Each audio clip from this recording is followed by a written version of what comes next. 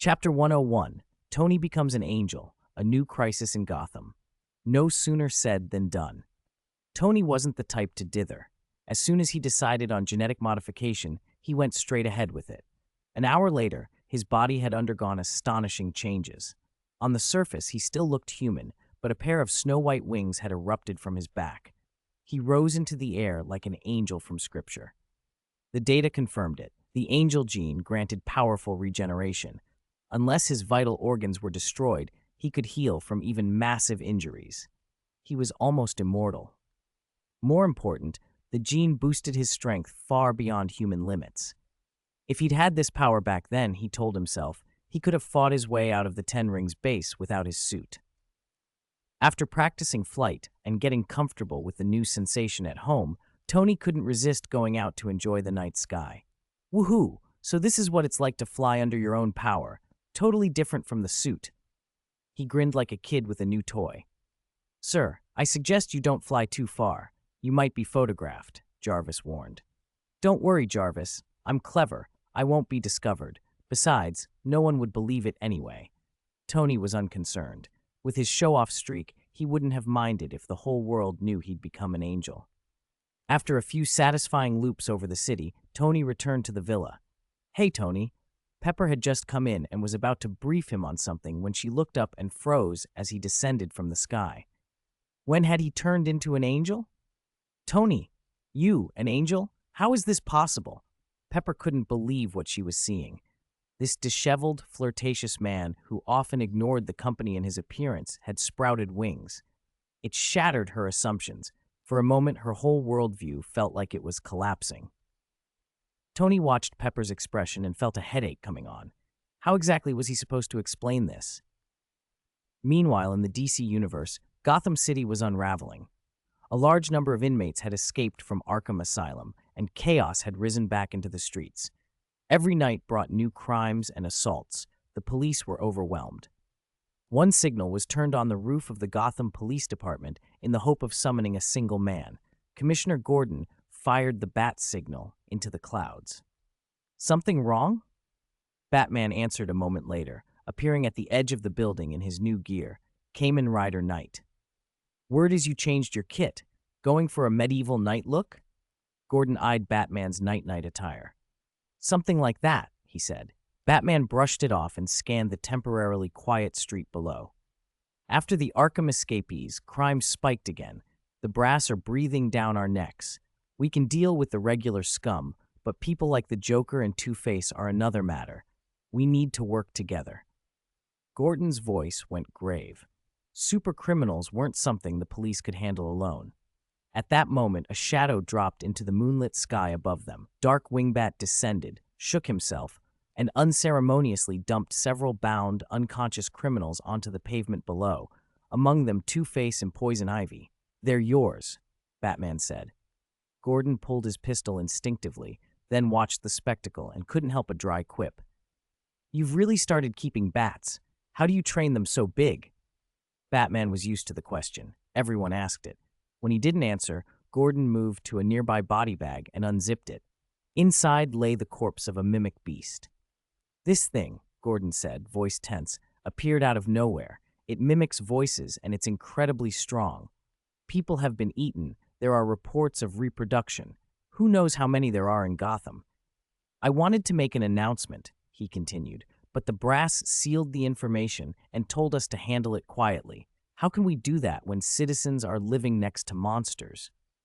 Batman examined the creature in the bag. Mimic beast, he said calmly. That's the name I gave them. I've fought these things. They're dangerous. He blamed himself a little. He hadn't been thorough enough before. Now some had escaped and were reproducing in the city, spreading into places he hadn't checked. He swore to find every way possible to stop them. Tell your officers to protect themselves, he added. Don't trust familiar voices. Use heavy ordnance if you have to. With that, he leapt up, mounted Dark Wingbat's back, and was gone into the night, leaving Gordon staring at the sky.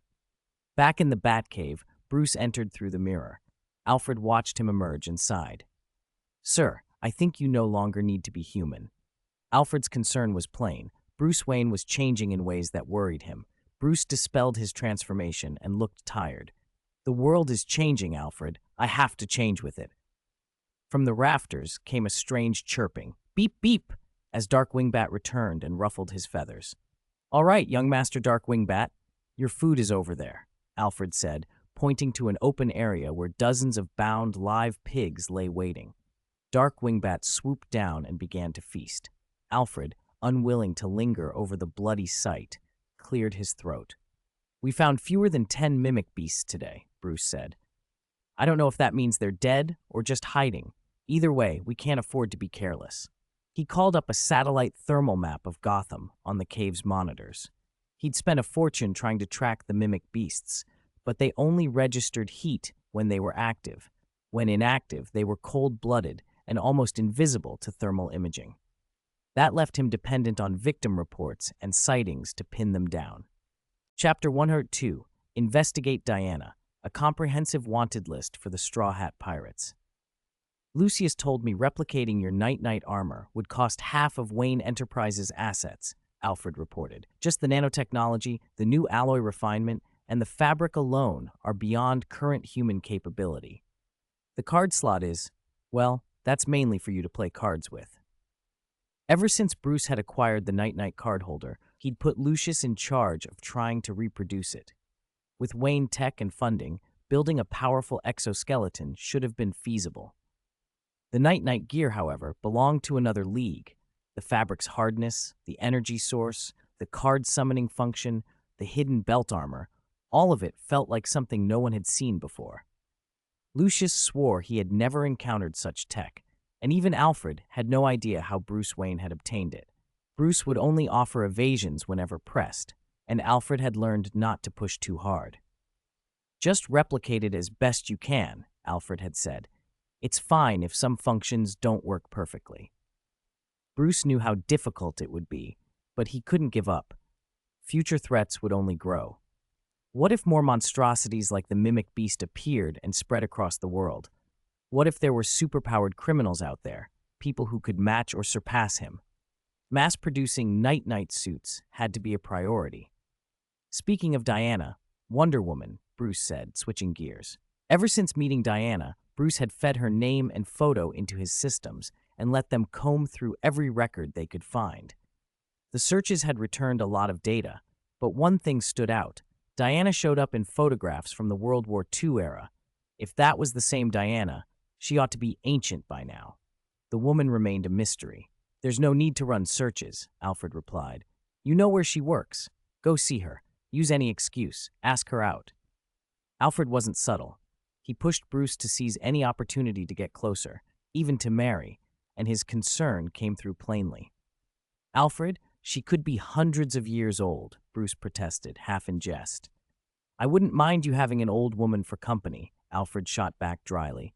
Better than you being alone. You fight criminals and monsters every day. I'm worried you'll become less than human one day. His concern was sincere. It was always for Bruce. Bruce sighed. He understood, but he couldn't make that decision just yet. Alfred fell silent for a moment. I have other duties. I'll be going. As Alfred turned to leave, he glanced at the dark wingbat perched nearby, making a contented chitter. At least you've taken a pet. You're not completely alone, even if that pet is a bit terrifying. Bruce shrugged as Alfred departed.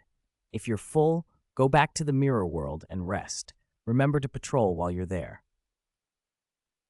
Bruce had reached an arrangement with the Dark Wingbat. It would periodically scour Gotham through the mirror world, relaying information back to the real city. He'd even fitted it with a high-definition camera with extraordinary battery life. With a helper like that, Bruce's crime fighting had become smoother. A moment later, he changed his mind. No, change of plan. While you're in the mirror world, help me keep an eye on Diana. He pulled up Diana's address and workplace and sat back, thinking. Pirate World Garp and Aokiji had returned to Marineford. News that the Straw Hats' bounties had increased and that Akainu and Kizaru had been sent to ambush them at the Sabaudi archipelago had set Garp off. Only after Sengoku explained in detail about the SCP-like object and the current threat posed by the Straw Hat crew did Garp calm down somewhat. Sengoku, you understand, Sengoku said grimly. The Straw Hats have come into contact with world government secrets. Their strength has increased. They are a major threat. They must be dealt with. Garp grunted. As a Marine, he couldn't look the other way, but his stance was clear. Don't let Luffy die. That's my absolute bottom line. Hearing that, Sengoku broke into a nervous sweat, but nodded. Aokiji, silent until now, examined himself. A colder aura clung to him than ever before. Is this why I feel like this? Garp asked. Aokiji spoke up. Yes, your absolute zero and Garp's ox talisman both came from that mysterious screen. It's a shame you can't see it. Sengoku's expression hardened. With powers like that, can't you take down the 4 emperors? Aokiji shrugged. It's not that simple. The emperors aren't fools. They won't let anyone attack recklessly. If it came to a fight, I couldn't do it alone. Bringing others would mean heavy casualties. Sengoku looked to Garp. Garp turned away, arms crossed, looking petulant.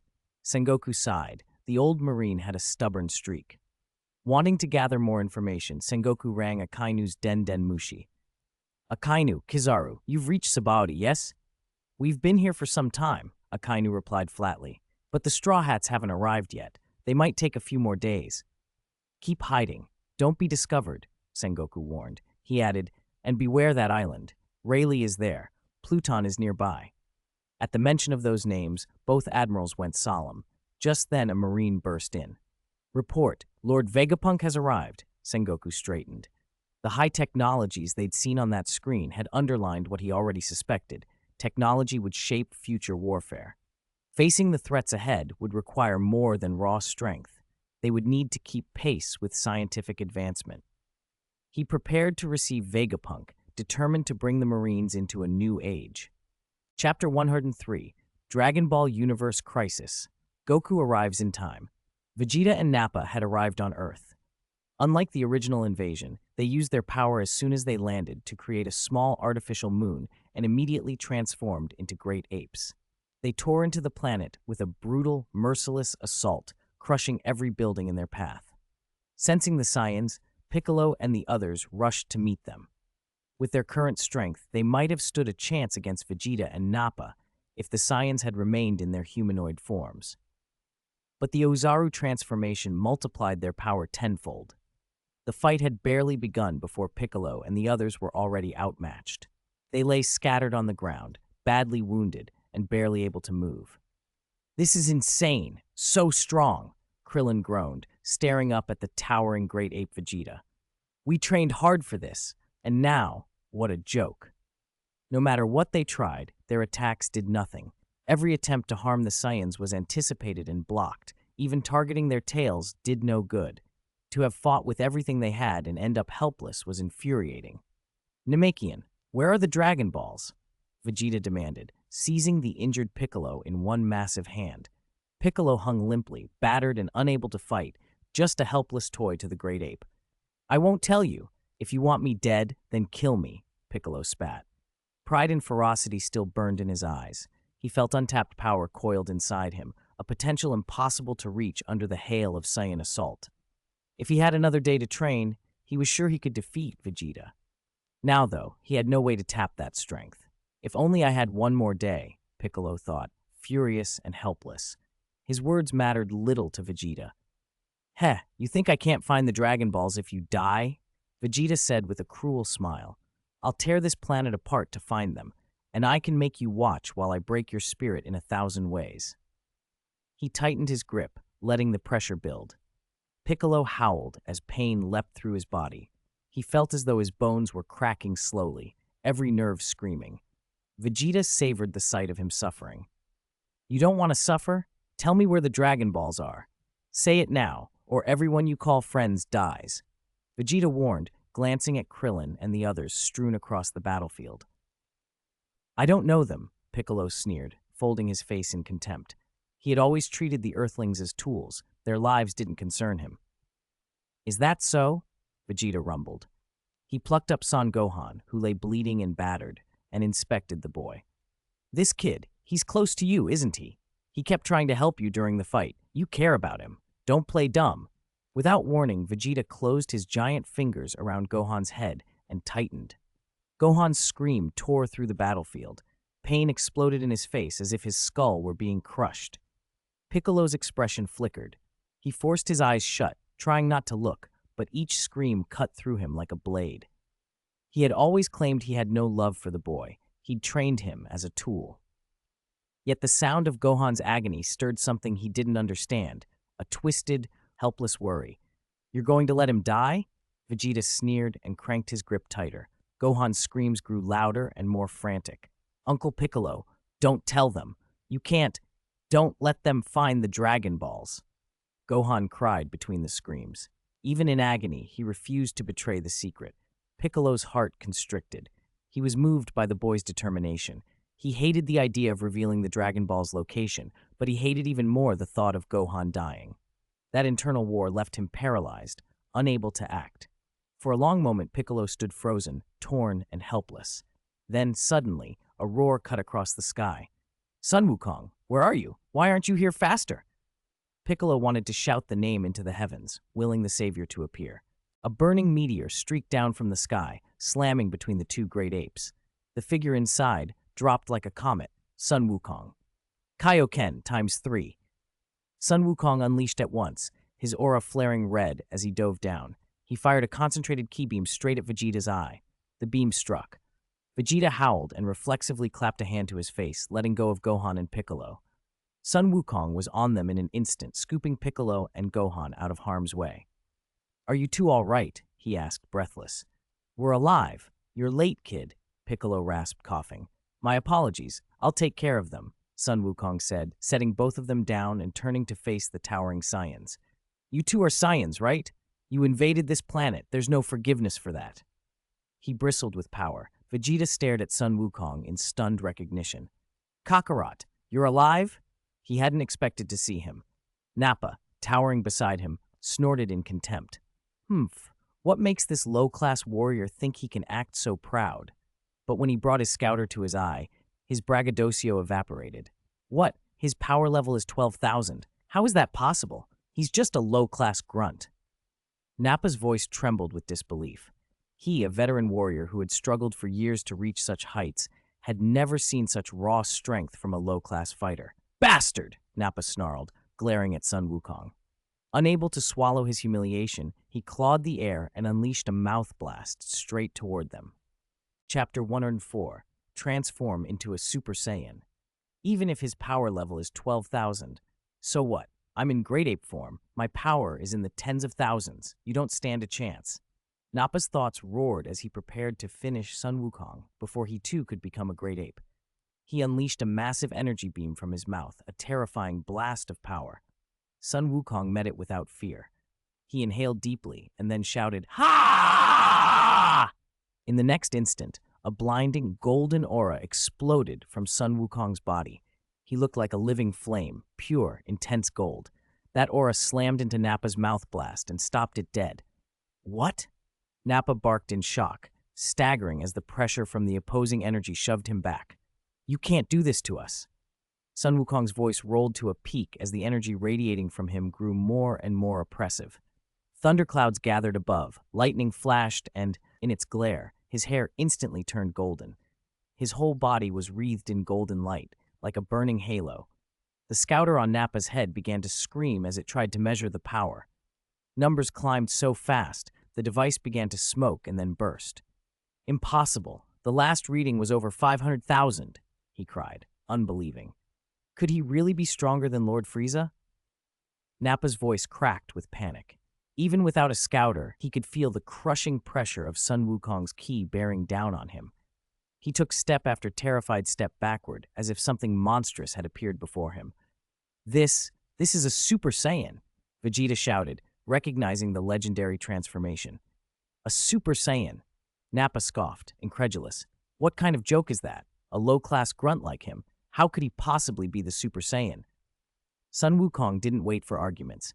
Gathering the new, overwhelming energy at his palms, he formed and began to fire a massive Kamehameha aimed straight at Nappa and Vegeta.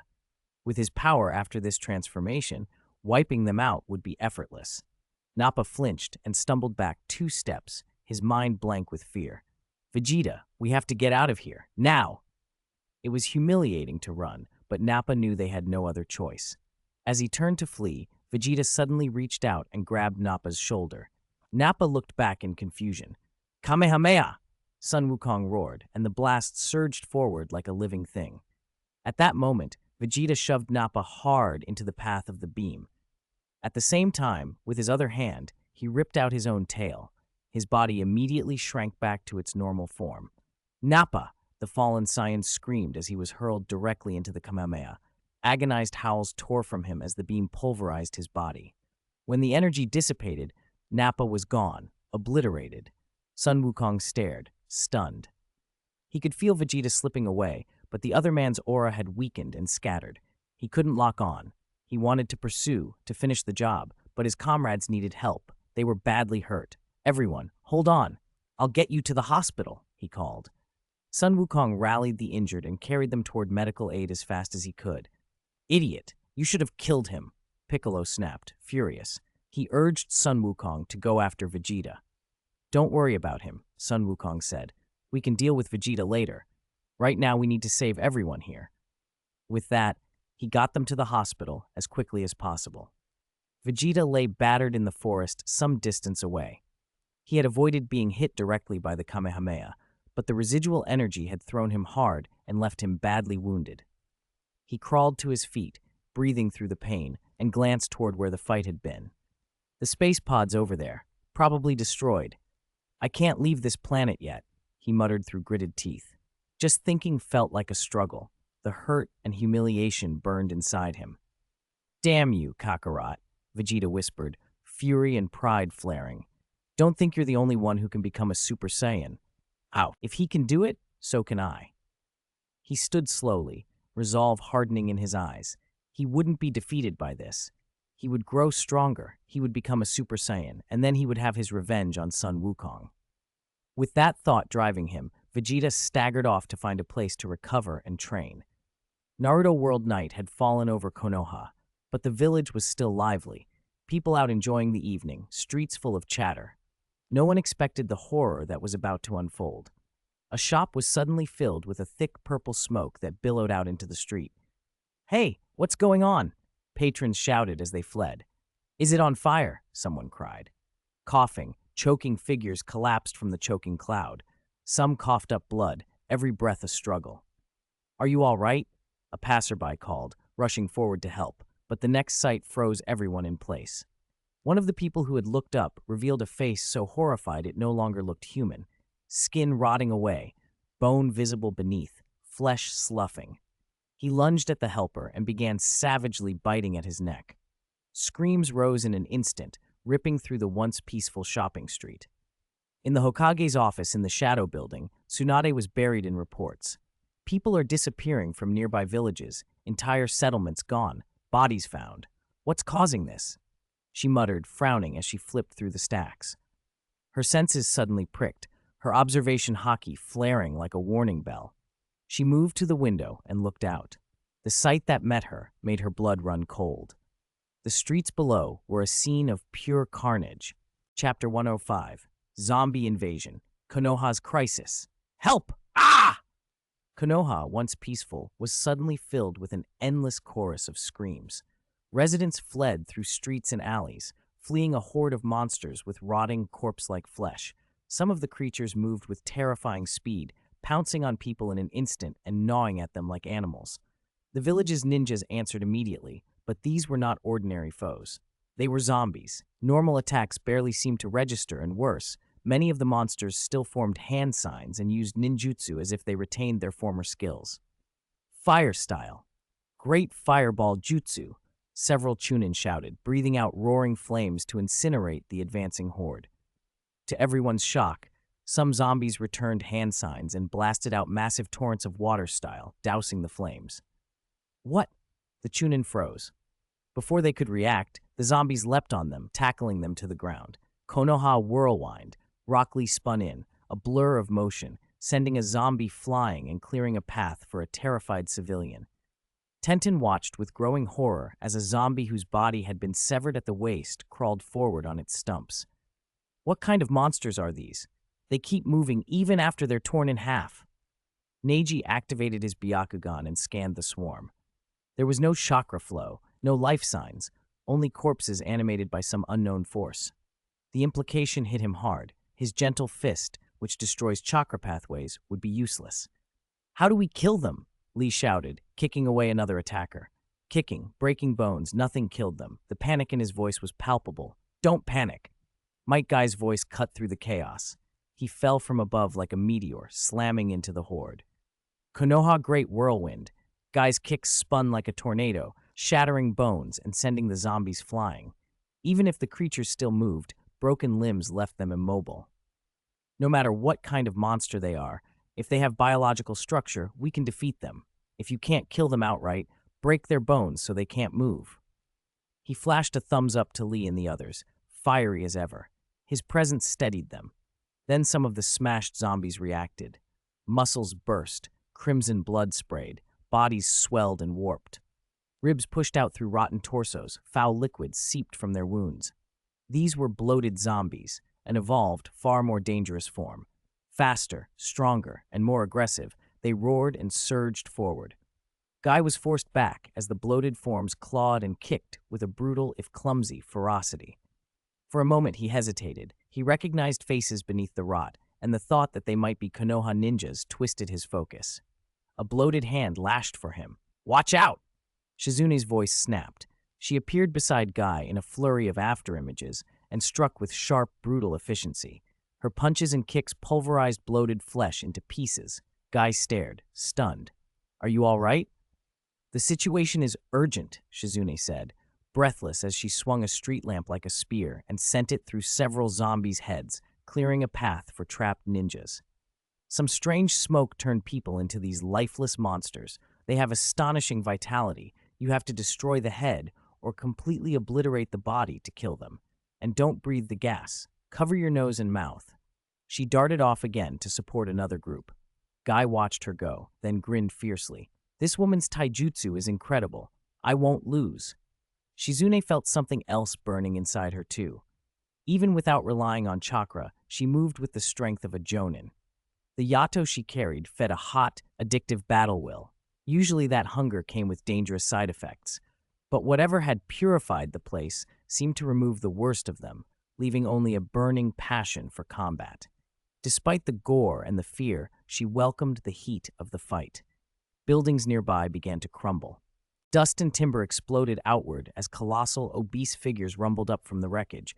Giant zombies, each broad enough to topple houses with a careless swing. More of them rose, their bloated forms rocking the street with every step. "Huh, those are some of my uncles," Choji gasped when he could make out familiar features among the rot. His face went pale. "If they're like this, what about my father?" Asuma cut to Choji's side, twin blades flashing to divert falling debris. "Don't lose focus," he told the boy, steady and sharp. "If it's too hard to look, don't. We'll handle it." Tears leaked from Choji's eyes as the scope of the disaster became clear. Giant zombies were tearing through the village, and casualties spiked by the minute. "Damn it," Kakashi muttered from a rooftop, the single exposed eye hard. He began to gather chakra and shape it into a crackling chidori, lightning gathering in his hand. The crisis in Konoha had only just begun.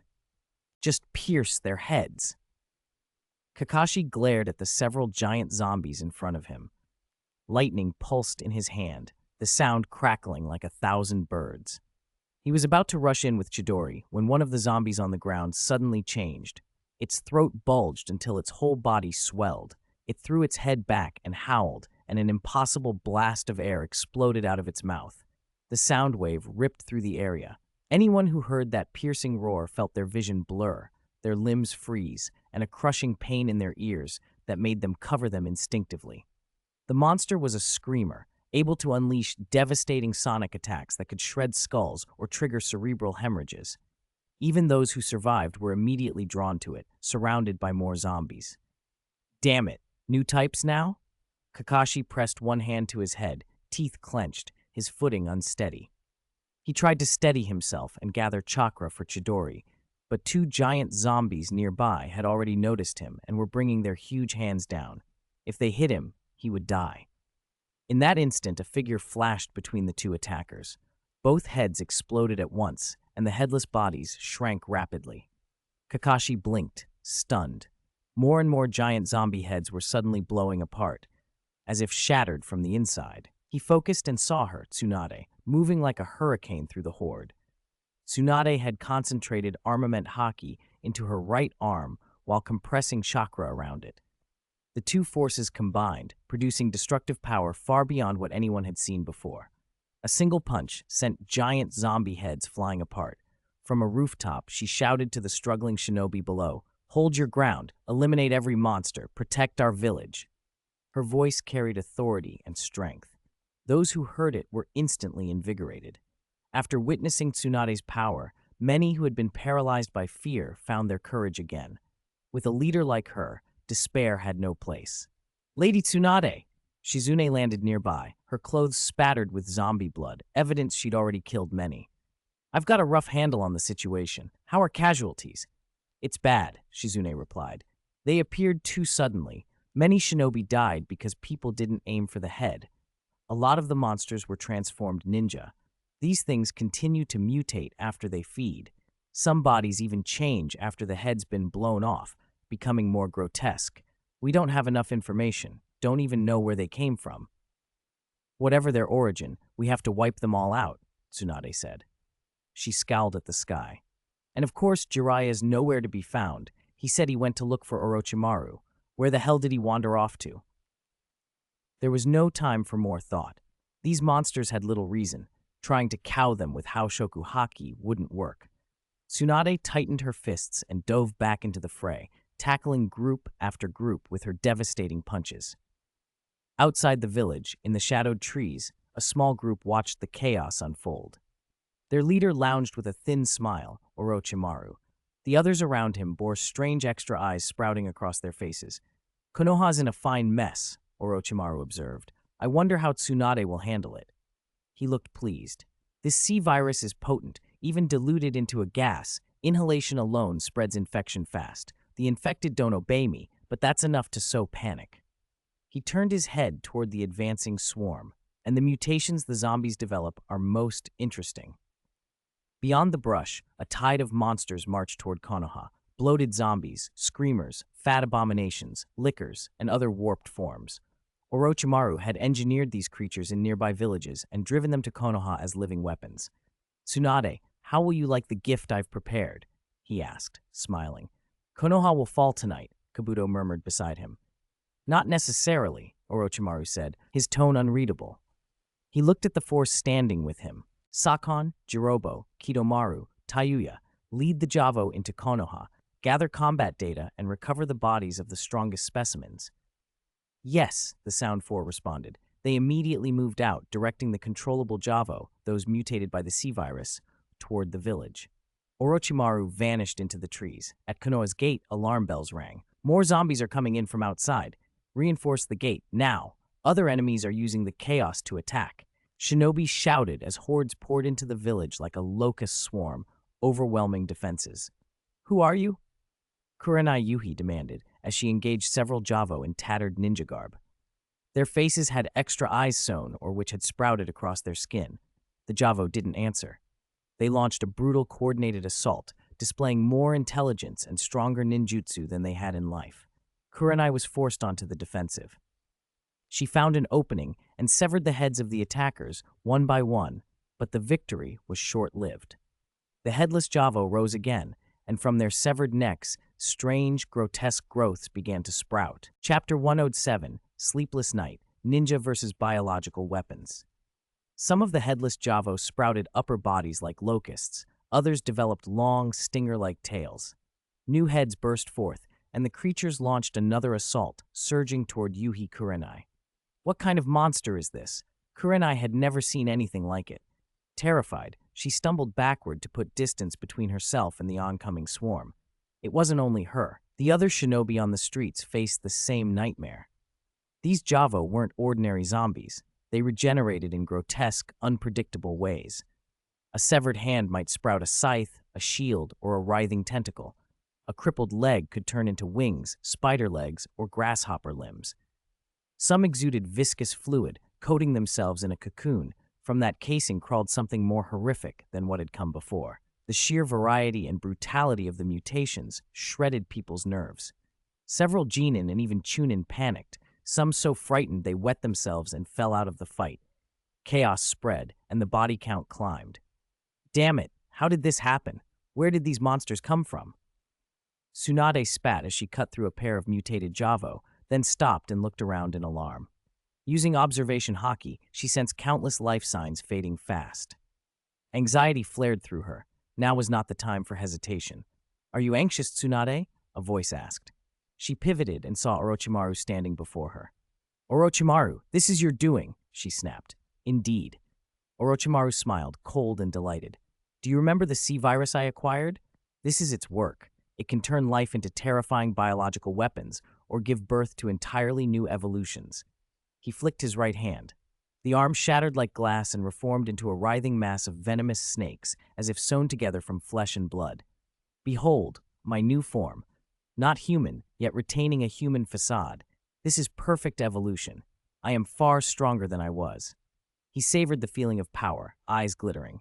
"Die!" he cried. Tsunade slammed forward, fury propelling her. Her whole arm shimmered with armament haki and dense chakra. She struck like a cannon. The mass of snakes exploded under the impact, reduced to fragments before they could reach her.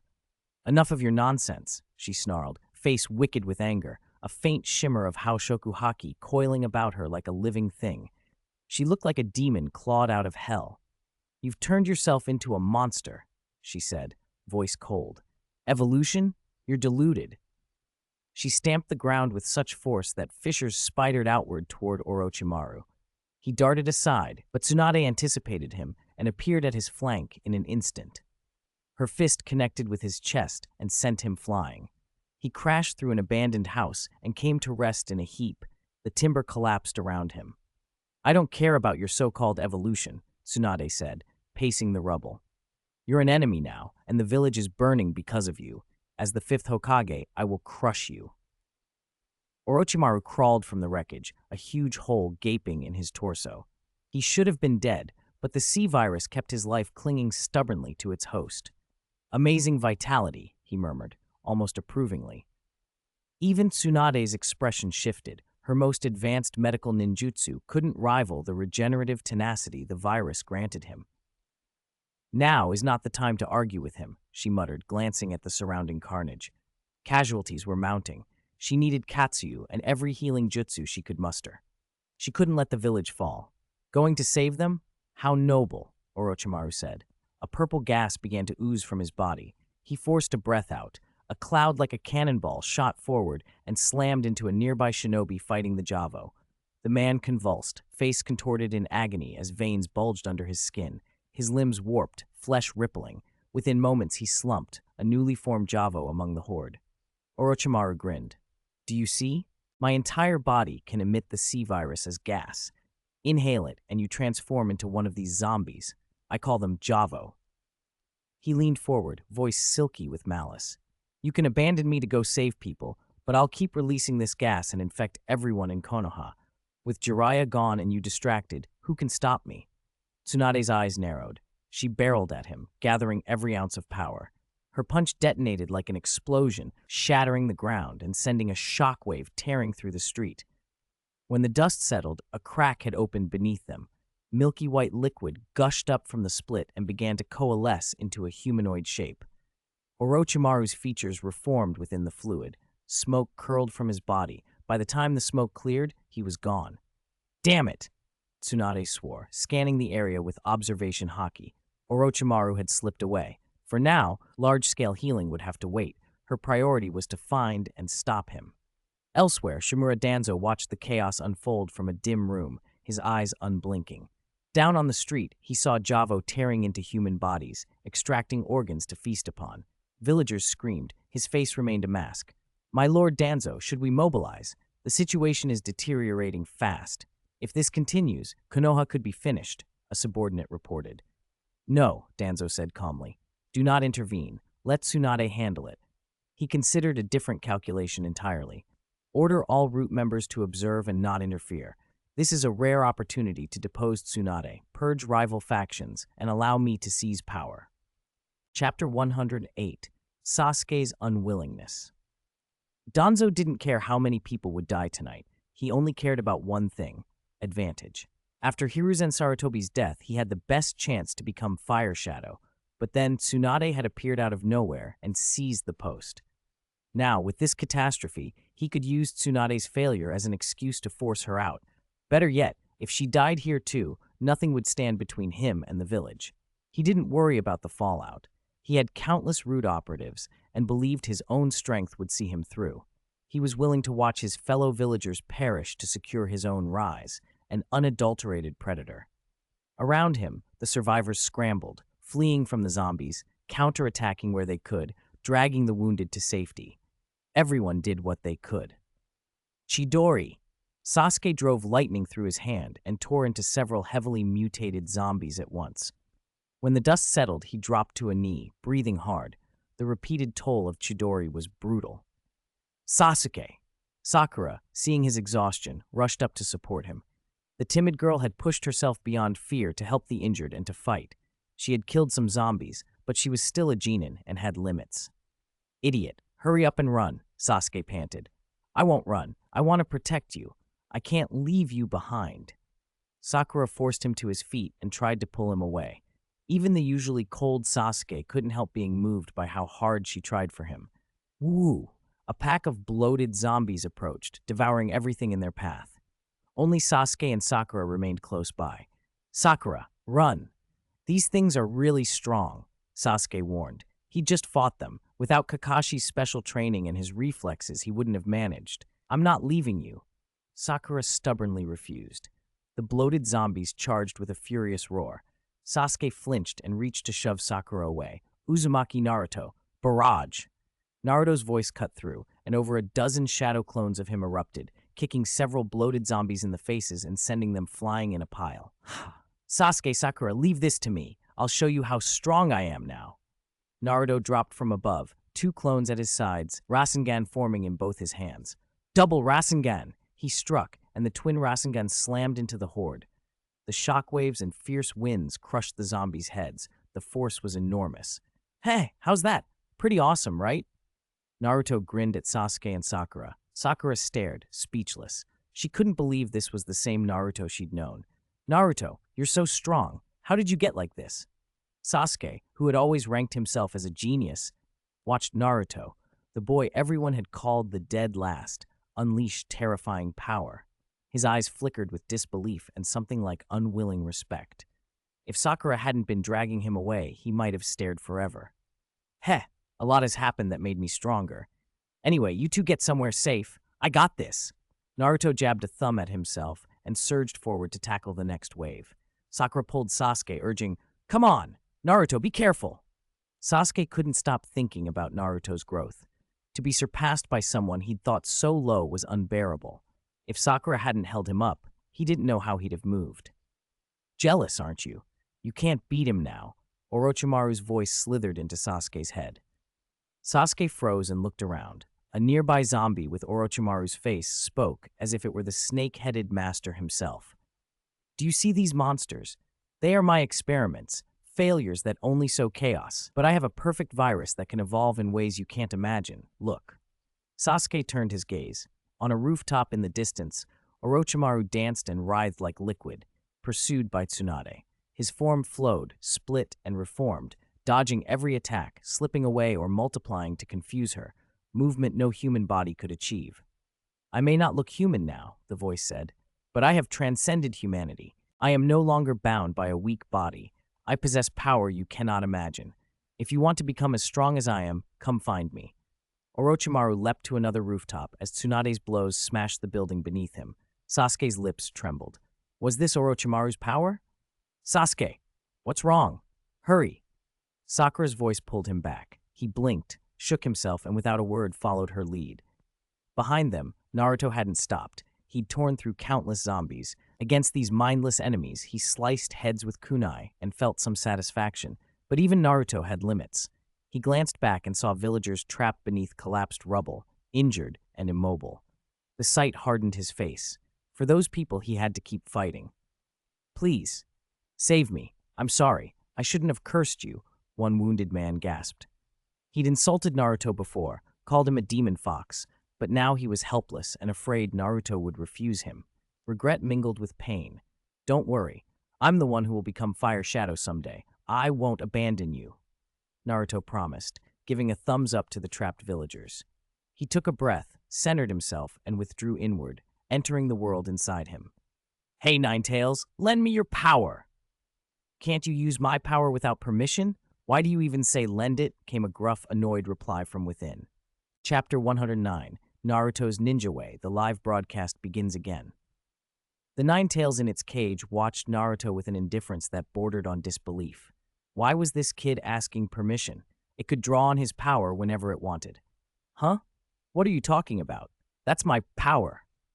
Naruto blinked in confusion and looked back at the beast. Huh? Now the Ninetales was baffled. I can use you at any time. I, Uzumaki Naruto, am not some thief who takes other people's things without asking. If you don't agree, I won't use your power. Naruto stared straight into the Ninetales' eyes, steady and fearless. You brat. The Ninetales hadn't expected that. It couldn't find a lie in those clear, unwavering eyes and felt a strange astonishment. Are you an idiot? You can just use it, and you still ask? Do you know how many people would kill for my power? If they knew what you were thinking, they'd laugh at you. So what? Naruto's expression didn't change. Speaking my mind and sticking to my principles, that's my ninja way. He flashed his signature grin and thumped his chest with a thumb. Small as he was, his voice carried weight. If you won't agree, I'll handle it with my own strength. With that, he turned and left the inner world, decisive and quick. The Ninetales watched him go, stunned for a long moment. This kid, a reluctant smirk crossed the Ninetales' face. The boy had surprised it. What a foolish kid, interesting. Outside, Naruto tapped into the little chakra he could spare and attempted the summoning jutsu. Even with limited reserves, he called forth a toad and got Gamabunta. Why is it you? Where's the boss? Naruto demanded, panic and relief tangled in his voice. How would I know? You're lucky you could even summon me with that tiny bit of chakra. What's going on? Why are there monsters everywhere? Gamabunta rumbled, looking around at the chaos. Monsters indeed swarmed the village, zombies and strange Javo closing in. Gamabunta, startled, leapt onto Naruto's shoulders to shield him. Figure it out yourself. I'm not babysitting you. Naruto took a steadying breath, gripped a kunai, and braced for the fight. Kid, I'll lend you some of my power. The Ninetales' voice echoed in his head, and Naruto froze, surprised that the beast would bother. Don't overthink it, the Ninetales replied. I'd rather not have you die. Let's see how far your foolish heart can take my power. A surge of red chakra enveloped Naruto. The power flowed through him, fierce and hot, filling every limb. He felt enormous strength return. Thank you, Ninetales, he said, genuinely grateful. With that boost, Naruto performed the summoning jutsu again, properly this time. A gigantic Gamabunta landed with earth-shaking force, smashing through hordes of the undead and Javo. The great toad roared and swung his sword, cleaving enemies apart. Boss Gamabunta, there's a horde attacking the village. Help us, villagers cried. Kids, you terrify me, Gamabunta grumbled, then tore into the attackers. With the giant toad at their side, Konoha's tide of battle slowly turned. Those who had always sneered at Uzumaki Naruto watched as he held the line, fought without hesitation, and saved people who had once spat on his name. Perceptions began to shift. That night, the village didn't sleep. Fires were kept burning, wounded were tended, and the shock of the attack kept everyone awake, talking and watching. As promised, another event went live across networks. The SCP Object Prediction broadcast was due to begin. Across universes, in a far different lab, Tony Stark hunched over a workstation, analyzing the new weapon Rhodey had brought in, the Crystal Vine missile. The thing was terrifying on paper. When it detonated, it released icy, crystalline particles that instantly crystallized whatever they touched. After a time, the crystallized matter shattered, the shards adhering to nearby surfaces and continuing the spread. Inanimate objects, creatures, living beings, all became crystal, then shattered, then spread the infection further. Tony's calculations were bleak. At the current rate, the whole planet could be crystallized in less than a month. Worst of all, the crystal couldn't be destroyed by conventional means. Extreme heat, tens of thousands of degrees, wouldn't melt it. The only saving grace was that quartz didn't react to the crystal. So the missile carried a large quartz containment field, meant to restrict the crystal vine's spread to the quartz area. It wasn't foolproof. In 3 test launches Rhodes had performed, One crystal fragment had sailed beyond the quartz perimeter. If Tony hadn't prepared a quartz barrier downrange in time, the result would have been catastrophic. Worse still, they'd tested it on a weeping angel. The angel crystallized perfectly, then broke free of the crystal shell and moved at terrifying speed, killing several people. That only deepened the mystery and horror surrounding the angel. "Hey, Tony, can this be mass-produced?" Rhodes asked. "The military's very interested. They're waiting on my report." Tony didn't look up from his readouts. "Tell them what I tell everyone. If I can't mass-produce it, no one can. And by my estimate, it'll take a lot of time." Compressing crystal molecules, integrating quartz containment, designing delivery and detonation systems, none of it was just copy-paste from a conventional missile. Tony had other projects on his bench that would stretch timelines even further. S-SHIELD and military officials had been watching the tests, with spies and contractors crawling over every piece of data. The existence of the weapon was no longer a secret. Then, as Tony was about to return to his calculations, a notification popped on his lab display. "Now entering SCP Object Prediction Live Broadcast," the message read. "Right on cue," Tony muttered. Rhodes glanced at the screen, puzzled. "Hey, Tony, what is that? Why is there a broadcast?" Rhodes could see the feed too. Across worlds, something was starting up, a live prediction feed nobody could ignore. The broadcast began, and wherever people were, they turned to watch. Chapter 110. Start a new live broadcast. You can see this screen. Tony stared at Rhodes in surprise. Rhodes hadn't been able to see it before. What did he mean? "What do you mean, Tony? You already knew about this screen?" Rhodes looked utterly bewildered, completely unaware of what was happening. Tony opened his mouth to explain, but didn't know where to begin. S-SHIELD building. In an interrogation room, Nick Fury sat across from Alexander Pierce, a shadow of sadness in his eyes. "Pierce, I truly didn't expect you to be Hydra. Tell me, how many Hydra members are inside S-SHIELD?" Pierce's face was grim. He couldn't understand where he had gone wrong to be exposed, of all people, by Nick Fury. He was finished. "That's our secret," he said hoarsely. Fury glanced at Natasha Romanoff sitting beside him. In fact, everything they had was because of her. Since Natasha's brain potential had been activated by CPH-4, she'd gained incredible abilities. One of the most outrageous and terrifying was the power to see radio waves. Every communication device emitted waves, and Natasha could open them and read their contents. Nothing could hide. A few days earlier, to test this power, Natasha had scanned every communication wave inside S-SHIELD. She discovered that someone had been sending a recently appearing SCP object to a certain recipient. Tracing it led to Pierce. Fury had been weighing how to investigate further, but then Natasha demonstrated another ability. When she touched someone, she could read their memories. Fury called Pierce in and had Natasha read his mind. Pierce's own memories provided the evidence. He had been caught with no defense. Natasha had neutralized Pierce's Hydra cell with her shadow soldiers. Pierce had lost his former power. "Pierce, don't even think about that project," Fury said. "I've already called it off. The helicarriers won't be launched. Hydra is finished." Fury's voice was grim. According to Natasha's reading, the so-called Insight Project was a Hydra weapon designed for worldwide control and mass slaughter. The claim of preventing crime was a lie. Most disturbing was that Arnim Zola from World War II, had somehow survived in digital form. Fury had planned to capture Zola, but the program had escaped. That left another danger lurking. Pierce sneered, eyes bloodshot. "You think you've won?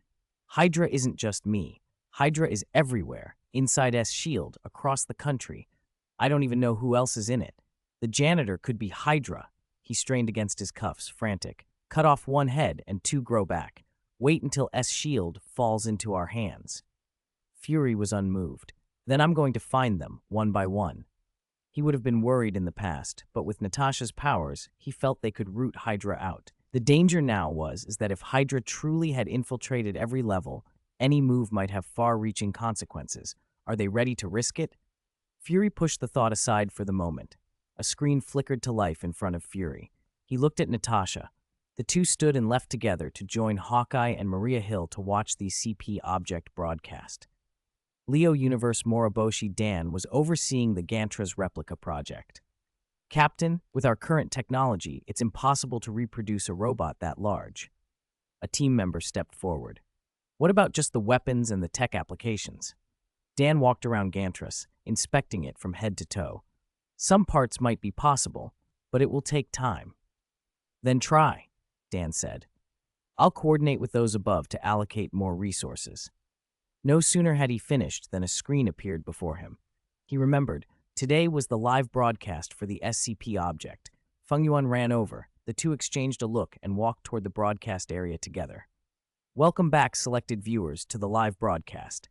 A brand new SCP object is about to appear. Please prepare yourselves, an electronic voice announced. The panel chimed in, bantering as the broadcast started. Yo everyone, long time no see, Luffy called. Long time no see. How's everyone been? Sun Wukong asked. Pretty good, Tony Stark said. Busy every day. These SCP objects and the rewards are really challenging human cognition. Indeed, Bruce Wayne said. My night-night equipment is difficult to mass produce. It can't even be replicated exactly. Oh, by the way, Diana, are you there? Bruce asked. What's the matter? Diana replied. I found something related to you, Bruce said. There's a photograph from World War II that shows you. Tell me, how old are you? Who exactly are you? Don't you think it's rude to casually ask a woman her age? Diana shot back. I apologize. I'm just very curious, Bruce answered. Sorry, I don't want to tell my story to a playboy like you, Diana said. Sanji chimed in, teasing Bruce. Brother, that's not how you chase girls. Exactly, Jiraiya added. You're not sincere enough. You're doing it wrong. Want me to teach you some tricks? Tony offered. I'm not, Bruce began. Although I really want to watch the live broadcast right now, I'm completely swamped, Naruto said. There's too much going on. What's wrong? Luffy asked. Last night our village was attacked by zombies, Naruto replied. We're rebuilding and rescuing people, and we have to be on guard. It's hectic. Naruto, don't just blurt out village matters, Tsunade scolded. It's fine, isn't it? It's not the same world. Naruto protested. Wait a minute, zombies? The kind that are mindless and eat people? How do you have those there? Nick Fury cut in, alarmed. It's because of the sea virus reward Orochimaru obtained earlier, Tsunade answered. Chapter 111, New Containment, Between the Stairs. That sea virus can turn people into zombies, and those zombies can constantly evolve by eating others. What? There's a virus like that? Tsunade, you're mistaken to simplify it that way. It's not just about turning into monsters, it can drive an entirely new evolution. Orochimaru, what are you doing here? I don't know either. Suddenly I saw this screen and could send my thoughts to you all. Is this your secret? Is this where our previous powers came from? Fascinating. Indeed, this is the first I've ever encountered anything like it. Orochimaru, what did you mean by an entirely new evolution? The sea virus can alter an organism's genetic structure. Zombies are one outcome that appears when someone inhales gas containing a diluted form of the sea virus. But if you inject the full sea virus, you don't become a zombie. Instead, you evolve into a life form called a Javo, far more intelligent and stronger. Even if grievously wounded, you possess astonishing regenerative abilities, and you can continue to evolve. After I injected the complete sea virus, I advanced to a whole new realm, beyond ordinary humans, wielding powers you can't even imagine. Hey, am I the only one who thinks this sounds like a con? Raya, he is eccentric. That's your ignorance. I'm merely presenting my research findings. He sounds a bit like Tony Stark. Hey, don't joke about that. What kind of evolution is that? Whether it's zombies or Javos, they're monsters stripped of free will, at the mercy of whoever controls them. They lose their minds. That's worse than anything. That's only because the sea virus used on them was low grade. If it were like mine, it wouldn't be that way. Besides, if most people had no independent thought, wouldn't there be fewer conflicts? Wars arise because people's ideologies clash. If everyone lacked thought and their wills were directed by a single person, there would be no more war. Diana, are you insane? Controlling the minds of everyone in the world, what right do you have to do that? Tony Stark, exactly. If you try to control my thoughts, I'll make you regret it. The world as it is was built by people thinking for themselves. Orochimaru, still, thought is messy. Human behavior can't be easily controlled, so disputes and wars keep happening. My ideal will never be accepted, but that won't stop me. I will continue to mass-produce the C virus and seize control of the world. Chaya, I'll stop you, no matter what. Humph. Good heavens, how did such a terrifying lunatic just appear out of nowhere? Lucky he's not in our world. That would be a disaster. Nobita's a sudden burst of Z's made everyone pause. What was happening? Nobita, what are you doing? I think he's actually asleep. Doraemon, Thermon. Sorry, this kid falls asleep the moment he gets home from school. Can't you wake him up? All those Z's are blocking the screen. No way. Once he falls asleep, it's almost impossible to wake him. He should be doing his homework, but he never does. Today he stayed after school to catch up because he skipped it last night. He just can't break the habit. Doraemon, anyone know how to fix that? Garp, simple. Throw him into the deep mountains and forests, see if he still naps. At Garp's suggestion, a heavy silence fell, everyone staring, except Luffy, who suddenly looked very sleepy. Garp, but seeing all those Z's makes me want Garp, Luffy, Zoro, Nami. Why is sleepiness contagious even through the screen? Garp, don't make a fool of yourself. Are these people for real? Hey, little brother, father, are you there? Can you let me come home? Thor, you may not return until you've reflected properly. No way. Tony Stark, what happened? Kicked out of the house? How did you know? So it's true. By the way, a few days ago, something crashed in the Mexican desert. It was the hammer Thor used earlier on the screen during his fight. The strange thing is, no one can lift it. Even Thor couldn't pick it up. How could you lift it before, but not now? Thor, it's because Father stripped me of my divinity. Loki, Thor, you should reflect properly. Thor, wah. Nick Fury, an Asgardian on Earth? He was surprised. Fury had seen Thor's combat power on the screen. Someone that powerful appearing here might be trouble or opportunity, but if Thor had lost his power, Fury might be able to make contact. Natasha, come with me to Mexico. Kamartaj, the Ancient One wasn't surprised. She had known about it for some time. A bar in a Mexican town. Since losing the ability to lift his hammer, Thor had been despondent, drowning his sorrows at the bar. Mr. Thor, you should drink less. It's not your money after all, Jane Foster chided gently. Oh, sorry, Thor muttered, only noticing Xie Yun, who was drinking with him. It's fine. I can afford it. Xie Yun didn't mind. As the live broadcast editor, the system paid him well for these streams. Last time it gave him tens of millions. Treating Thor to a few rounds was nothing. Thank you, Xie Yun. You're a good friend. Someday I'll take you to the Heavenly Palace. Thor clinked glasses with Xie Yun, eager despite everything. Since falling to the mortal realm, he'd been penniless. Xie Yun and Jane had been covering his expenses.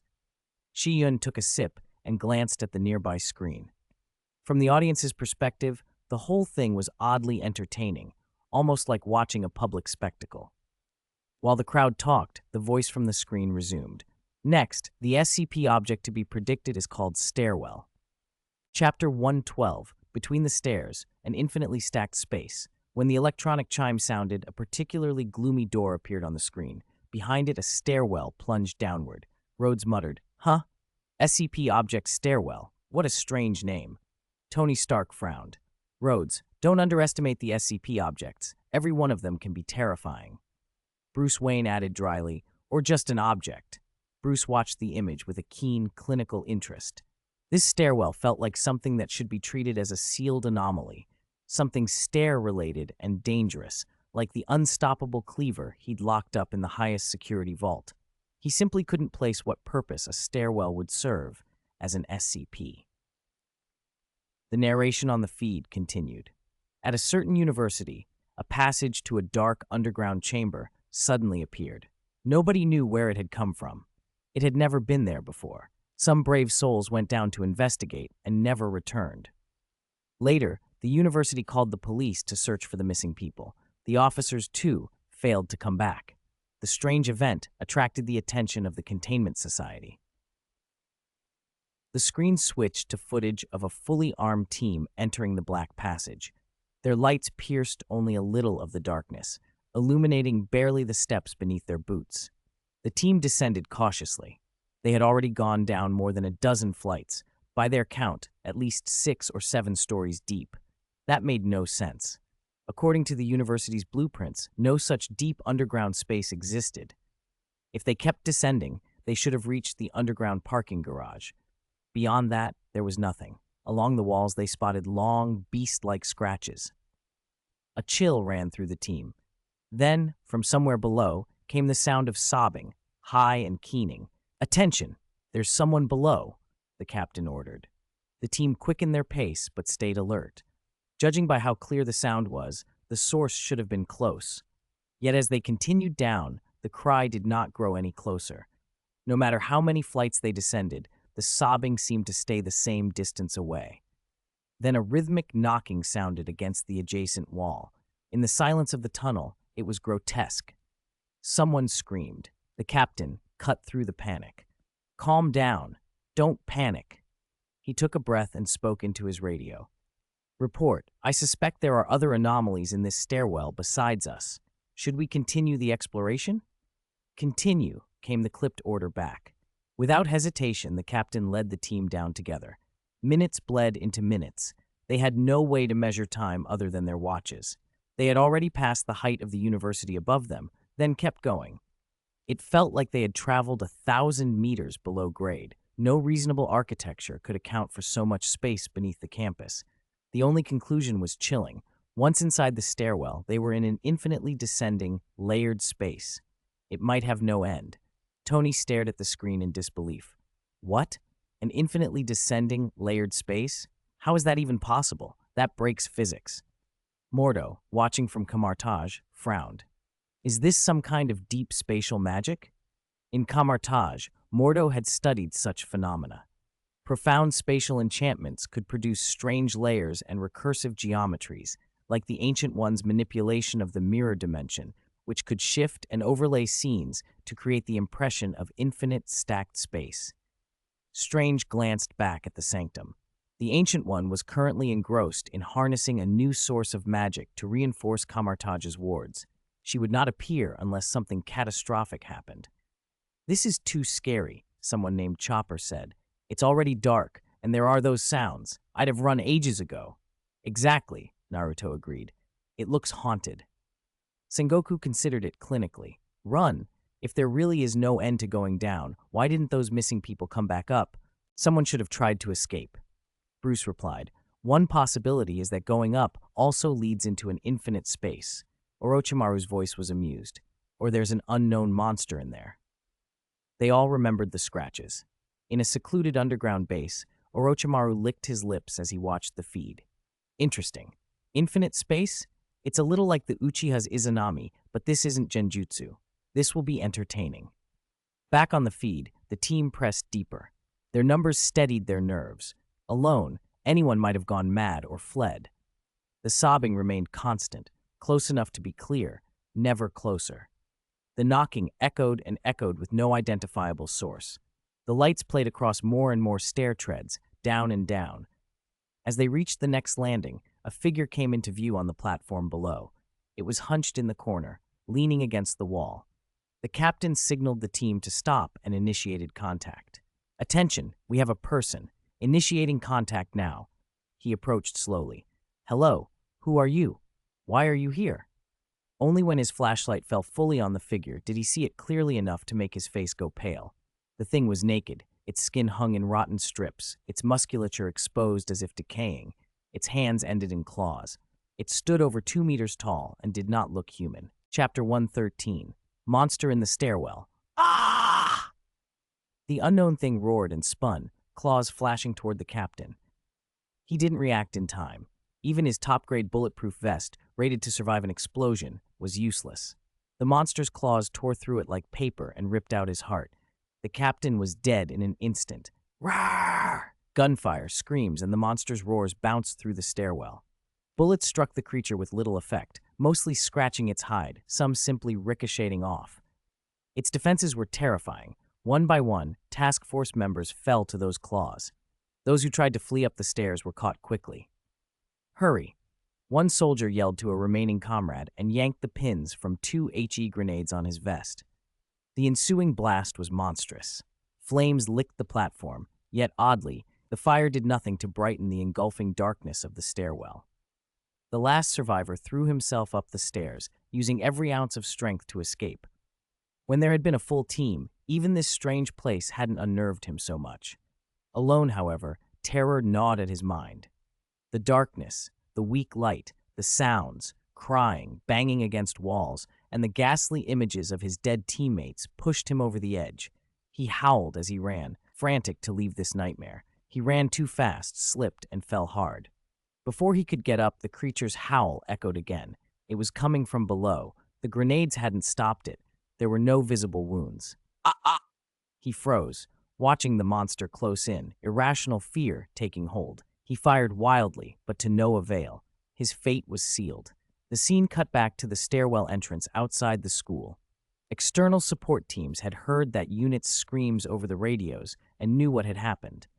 The Containment Society dispatched stronger squads with heavier weapons to purge the stairwell and uncover its mysteries. But the monster proved nearly unstoppable. Nothing known could kill it. One report claimed a team had seemingly neutralized it, only for the creature to reappear deeper inside. No one could say whether the stairwell regenerated the monster or if there were many of them. Even teams unlucky enough to avoid the beast were driven mad by the environment and sometimes opened fire on their own. After an unknown number of casualties, the Containment Society gave up exploration. They sealed the stairwell entrance with concrete, purchased the school, erased the memories of unrelated personnel, and kept everyone away. The footage stopped there. The video cut off abruptly. Everyone watching felt a pull of unfinished dread. Orochimaru chuckled. So my guess was right. There really is a terrifying monster in that stairwell. How interesting. And those weapons, remarkably powerful. Rhodes snorted. Doesn't that guy know anything about guns and artillery? And why is he so pleased to see a monster? There's something wrong with his brain. Natasha, dark, cramped space with a monster. It's pure B-grade horror cliché. A mechanical voice then announced, now predicting the universe where the SCP object will appear. Conversation died down. Rhodes, an SCP object appearing? Is it going to show up in this stairwell? Tony Stark, the feed says the SCP will randomly manifest in the world of one of our viewers. If it pops into my world, I need to study that stairwell thoroughly. This kind of infinitely layered space is fascinating. Since obtaining the Void Engine, Tony had access to a pocket of dark space. If he could map the principles behind an infinitely nested space like that stairwell, he could possibly apply the idea to his own dark space and gain limitless capacity. The stairwell will appear in Ultraman Leo's world, the voice continued. The screen shifted. Moriboshi Dan, what? It's going to our world? The scene cut to a city street. Feng Yuan and MAC task force members were chasing an alien. It was fast enough that even Feng Yuan had trouble keeping up. The alien darted into a building, and the team split up to pursue. Two of them sighted it and followed, only to run straight into a stairwell door. Oh no! Moriboshi Dan's face went pale. That was a disaster. Then the ground nearby split. A monster crawled up from underground and began tearing through the city. Damn it, perfect timing of all times. Dan grabbed his radio. Everyone, deal with that creature now. Feng Yuan, go after that alien. He used the crisis to separate Feng Yuan from the group. But Captain, isn't sending Feng Yuan alone reckless? Another teammate objected. This is an order, Dan barked. With the city under attack, there was no time for debate. The squad fell in line. Dan typed a short note and sent it to Feng Yuan. Feng Yuan, I'm counting on you with that stairwell. You must rescue them. No problem, Feng Yuan answered. He had been watching the same feed while chasing the alien. Normally, Dan would have sealed the area, but teammates had already run inside. He had to get them out. Feng Yuan broke into a sprint and rushed toward the stairwell. Hey, what is Moriboshi Dan thinking? Why would he send that guy alone into somewhere that terrifying? Tony Stark, you'll see in a moment. Huh? Then what about that giant creature we just saw? That's a monster native to the Leo world.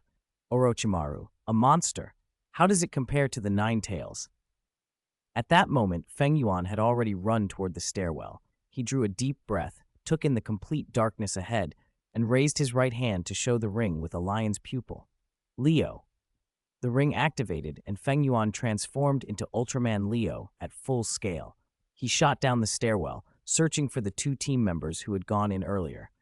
Rhodes, hey, how did he transform? Where did that suit come from? Nick Fury, it's not a suit.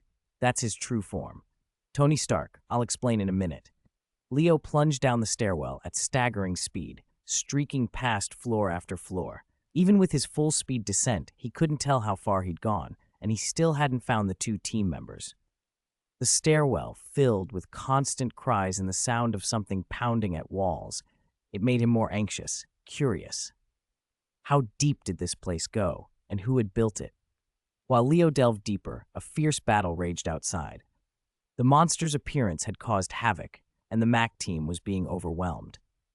Just as they were about to be wiped out, Moriboshi Dan arrived with Gantras. The giant robot's appearance instantly turned the tide. Rhodes, there's even a giant robot. Tony, I always thought you were the top scientist here, but I guess not. What are you talking about? Give me time and I can build one of those. By the way, Moriboshi Dan, can you send Gantras' data and analysis? You want it sent here? It's complicated. He sent a bundle of numbers, symbols, and text that looked like a nightmare to the uninitiated. Frankie, this is interesting. If I could figure this out, I could build a giant General Frankie. That'd be awesome. You wish. We'll build one first. Don't block the screen while you're arguing. As they argued, the display emitted an electronic chime and switched. Within the universe of SCP objects, there are countless spaces that descend infinitely like stairwells. One of the more infamous of these is a supermarket called IKEA. The screen now showed a vast, ordinary-looking supermarket. Strange. Wait, didn't we say the stairwell wasn't fully contained yet? Why are we moving on? Maybe something changed. Bruce Wayne, another infinite space. What secrets could a supermarket hide? A voice continued over the feed. The name, IKEA Supermarket, sounds mundane, but no one knows when it first appeared. It never showed up in an empty lot. One day it simply materialized. Investigations found that the supermarket contains virtually infinite space. Entering it carelessly makes escape nearly impossible. We first explored it with drones, but the drones soon lost control. After that, we sent people in. They were supposed to be out in 2 hours, but a day passed with no contact. We had no idea what had happened. We kept sending D-class personnel. We even tried entering by breaking through the walls. But if you enter through any route other than the main entrance, you see only a perfectly normal supermarket and come out shortly after, with no signs of the missing people. The anomaly triggers only if you enter through the main entrance. After an unknown number of D-class personnel went in, one eventually escaped. He was badly injured, like he'd survived a major fight. From his account, the supermarket interior is an endlessly extending, labyrinthine space. Inside are monsters shaped like mannequin dolls. They appear to have their own will and roam the aisles. When the ceiling lights are on, they do nothing. But when the lights go out and the store is dark, the mannequins become violent, saying it's closing time, trying to force people out, even killing companions. The survivor tried desperately to find an exit. He couldn't find the way he came, and even if he thought he'd found the entrance, it wasn't an exit. Entrances and exits shift randomly, which explains why so many couldn't escape. This is straight out of a horror movie. Reminds me of that famous novel. You mean The Mist? It's similar in tone, but not the same. A regular supermarket with infinite space and monsters. Are we talking about a curse or some kind of reality-bending power? Magic? You mean your chakra system? No, something that alters the world. Alters the world? Fascinating. The briefing continued. The next day, someone bolted out from the supermarket, chased by one of the mannequin monsters described by the initial escapee. What wasn't reported at first was that the mannequin was several meters tall. It attacked with a knife and mortally wounded the runner. Mobile task force units opened fire on the mannequin and rushed to rescue the man, but he was already dead. In his possession, they found a diary detailing his experiences inside IKEA. We analyzed it for clues. The diary reads, "So I'm writing this to keep a record. Maybe I'm already losing my mind. I know my way around, but I've been stuck in IKEA for 2 days and haven't seen a soul. At first, I thought it was some sick joke. They'd turned the place into a maze, watching me get lost and laugh. But when I tried to go back, I realized it wasn't a prank. Everything had changed, and I was lost. The exit was gone, only row after row of shelving. Chapter 115, IKEA Diary. So I'm stuck in IKEA. Sounds like a joke, I know.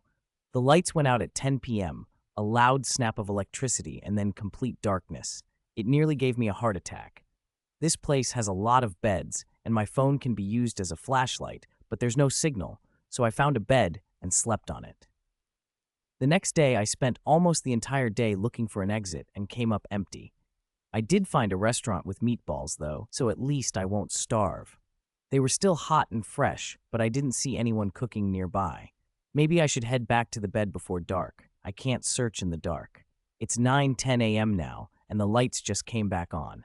I'm sure I've combed this whole section. The exit isn't here, so I need to pick a direction and hope for the best. Day 3 of the magical IKEA mystery adventure. If you're wondering how I tell time, 1. I check my phone. 2. The lights follow a schedule here, so you can judge day and night by when they switch. I hadn't been sure this place was weird before, but now I am. I walked in a straight line for nearly 3 hours. Yes, the obvious IKEA joke applies, and ended up climbing a ladder to a pile of giant shelves to get my bearings. The place seemed to stretch into infinity. Imagine the Lion King, except the savannah has been replaced by endless bookcases, tables, and garbage. I finally saw movement not far away, so I went toward it. At first I thought it was an employee, a uniform, but it was the wrong kind of employee. I'm pretty sure it was about 7 feet tall, with long arms, short legs, and no face. The kind of thing that belongs in a nightmare version of a supersized store. It completely ignored me. With no eyes or ears, I wasn't even sure it knew I existed. I thought about throwing something to get its attention, but its hands were big enough to crush a watermelon, so I didn't. It kept walking and eventually disappeared from sight, so I went back to my route. That night, I didn't find a comfortable bed. I ended up in the sharp table section, patching together a sleeping spot with tablecloths. My phone died too. Even though it hadn't been very useful, losing it felt like losing a lifeline. Have you ever seen a cartoon where a hallway has dozens of identical doors and you go through one and end up in the same hallway? That's what the last 2 days have felt like, rows and rows of identical bookcases. I love books, but this is too much. I know I'm moving forward. I can see the aisle signs overhead, but none of them say exit. I'm writing this down as practice for an autobiography, my supernormal journey in a regular old IKEA, if I ever get out. Finally, I found other people. I'm not the only one stuck here. Lucky, I guess. It was my 6th night when 2 of those employees came at me in the dark. They weren't exactly like the first one, less detached, more violent. I heard them before I saw them. They were saying something about the store closing and that I had to leave in this eerie, polite tone. The weirdest part, they had no mouths, and yet they kept announcing the closing while charging like mad dogs. So I ran, like a lunatic, through a dark maze of furniture. But as I rounded a stack of shelves, I saw lights and torches up ahead. They had built a whole little town. A giant wall made from bunk beds, shelves, and tables blocked the way, and there was a sign hanging from the ceiling that read, "Returns." 2 people opened a door and waved me in. After it shut, I could still hear the employees banging and insisting the store was closed, but they eventually gave up and wandered off. Inside Returns were lights someone had wired together, beds, food, and people. Over 50 intact, breathing, non-monster people. That was my 7th night here, and the first one I didn't spend in the dark. A whole week in IKEA. I felt like I might actually keep my sanity for another day. There are other settlements like this, some bigger, some smaller. It's astonishing. How could so many people vanish without anyone outside noticing? Maybe they did notice and just didn't care. Maybe we're the lucky ones. Around here, everyone calls those things employees. During the day, the employees mostly wander the aisles and seem harmless. Once the lights go out, they turn into maniacs. Daylight is when people leave the walls to scavenge for food, water, and supplies. Restaurants and stockrooms get restocked periodically, though no one knows how. Maybe the employees do it, if they could be bothered. Restocking is patchy, so food has to be rationed. At night, though, you don't go outside. The walls hold. Who knows what this place really is? Maybe the primordial IKEA from which all other IKEAs sprang, or maybe it's just a very, very weird regular IKEA, and my brain is inventing myths to cope with the boredom. I've been here 10 days now. Most people stopped counting long ago. One guy, Chris, claims he's been here for years. Years. There are rumors of people escaping, but those who say they saw the exit say it vanishes right before your eyes. I don't know what to believe, but the disappearing door stories explain a few things. Monstrous employees, endless well-made furniture, and apparently doors that don't want to let you leave. Chapter 116, Micro-Civilization in IKEA. Today, Sandra, Jerry, and I went to the nearby stores to scavenge for food. Once you learn the landmarks in this place, finding your way isn't that hard. The overhead signs help a lot, but there are other markers too. Not far off, there's a huge area of giant shelves toppled over one another, and all the way to the east, well, we all assumed it was east. IKEA doesn't sell compasses. There's a wooden-looking tower that reaches the ceiling. Maybe someone tried to break through the roof. The lights are on at night, so someone is definitely out there, but it looks like several days' travel, meaning miles, so none of us can confirm. I feel lucky I slept outside for a whole week and didn't get torn to pieces by the staff. Lucky, lucky, lucky. We found food in the store. Maybe the staff restock at night.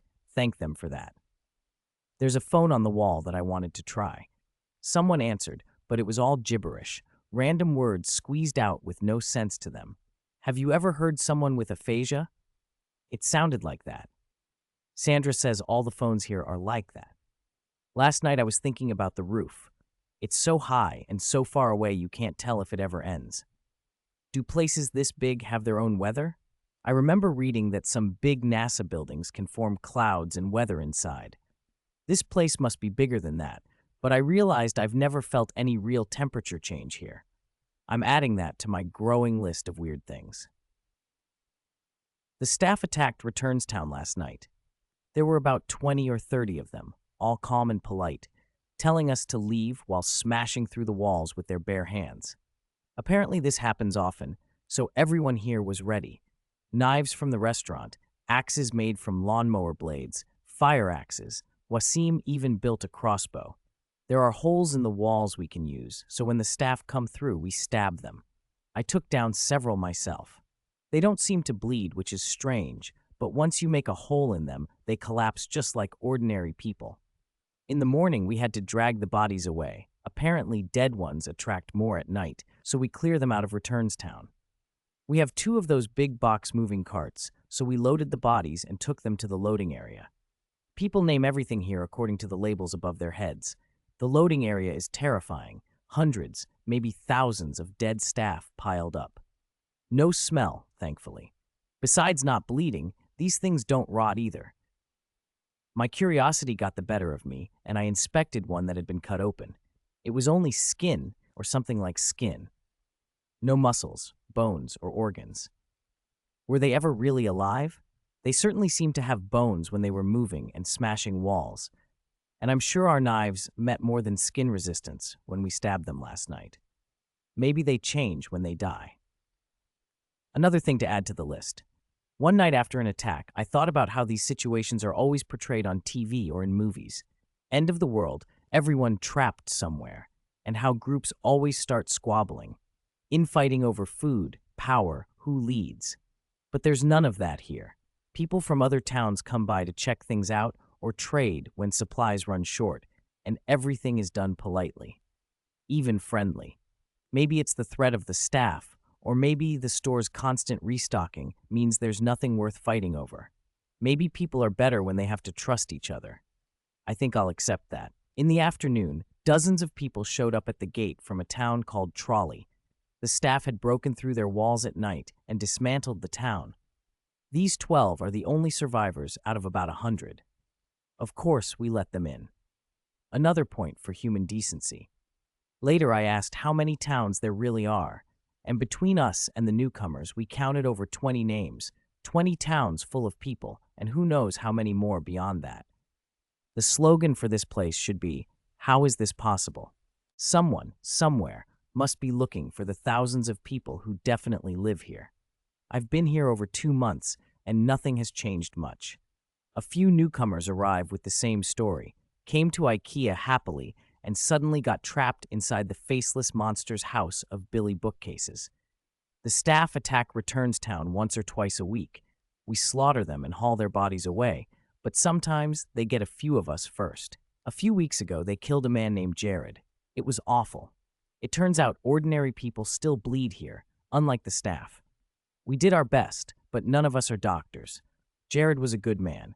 He didn't deserve it. None of us do. I couldn't stop thinking about it for days. No one here really wants to go looking for an exit.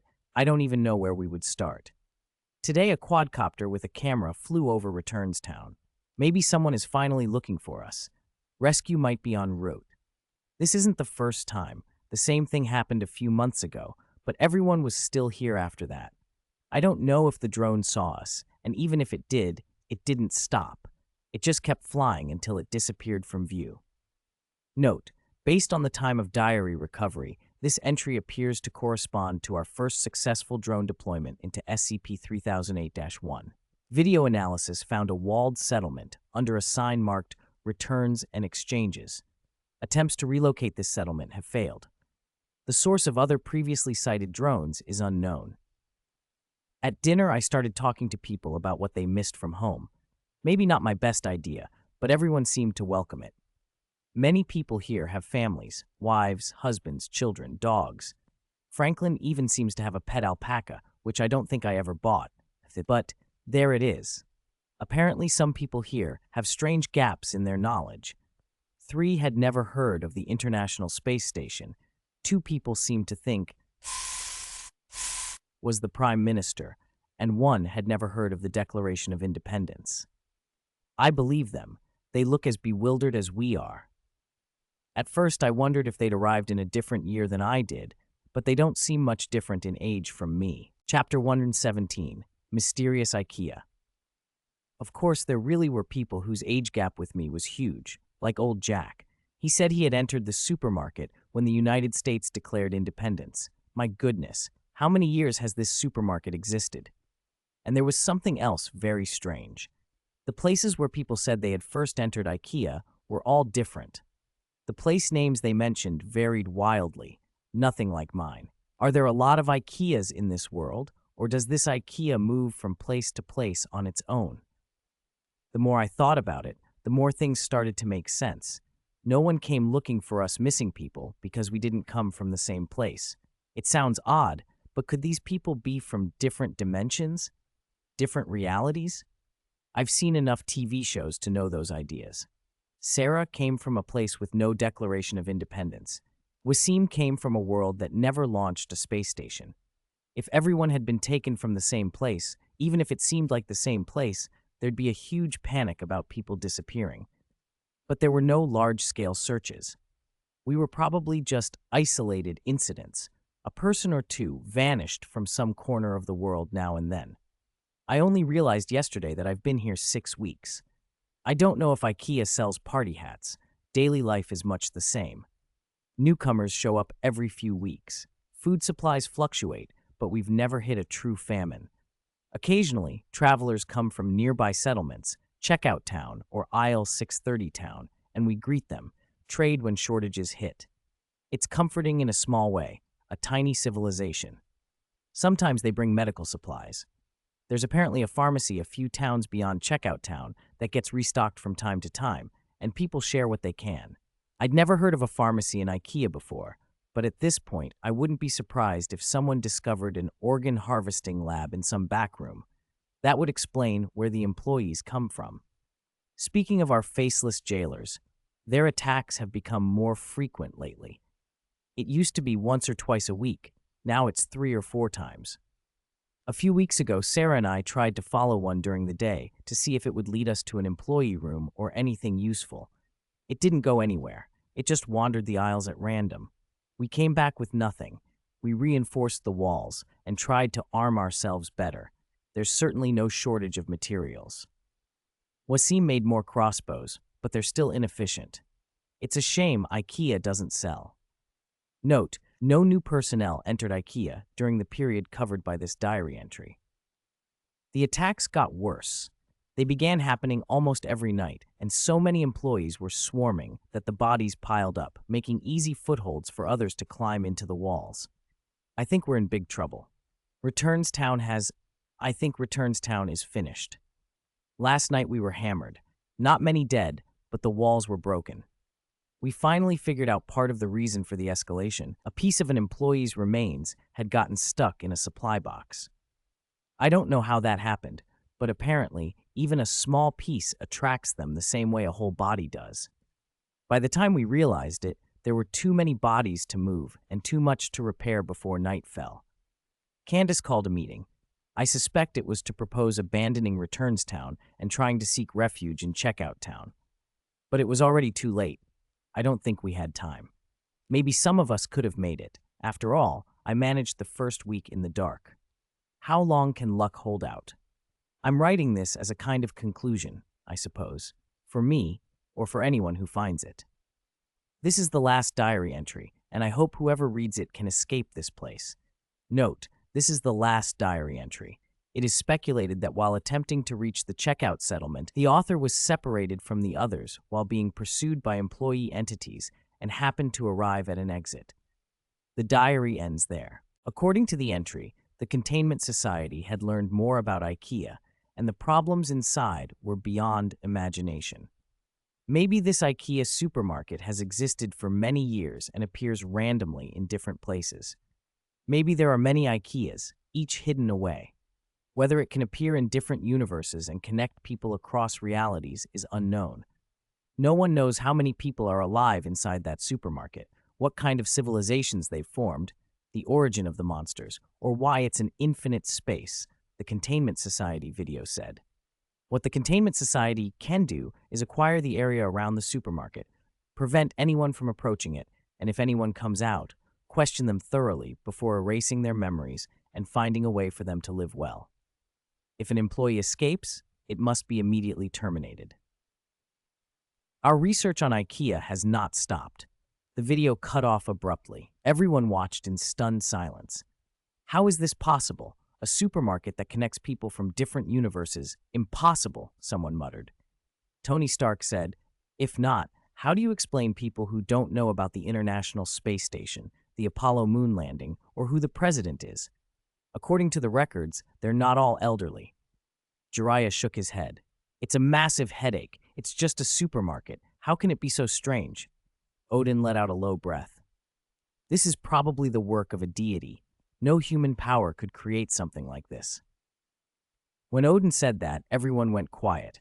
Something able to link different universes sounded like the kind of thing only a multiversal trickster could pull off. But why create a supermarket? Usopp sighed. Those trapped inside are truly pitiful. I hope they can escape someday. Bruce Wayne frowned. If they really do get out, it could cause a lot of problems.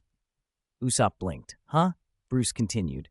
Think about how long people inside have been cut off from outside society. They come from different universes. Their knowledge and assumptions are completely different. Can they adapt if they return to the real world?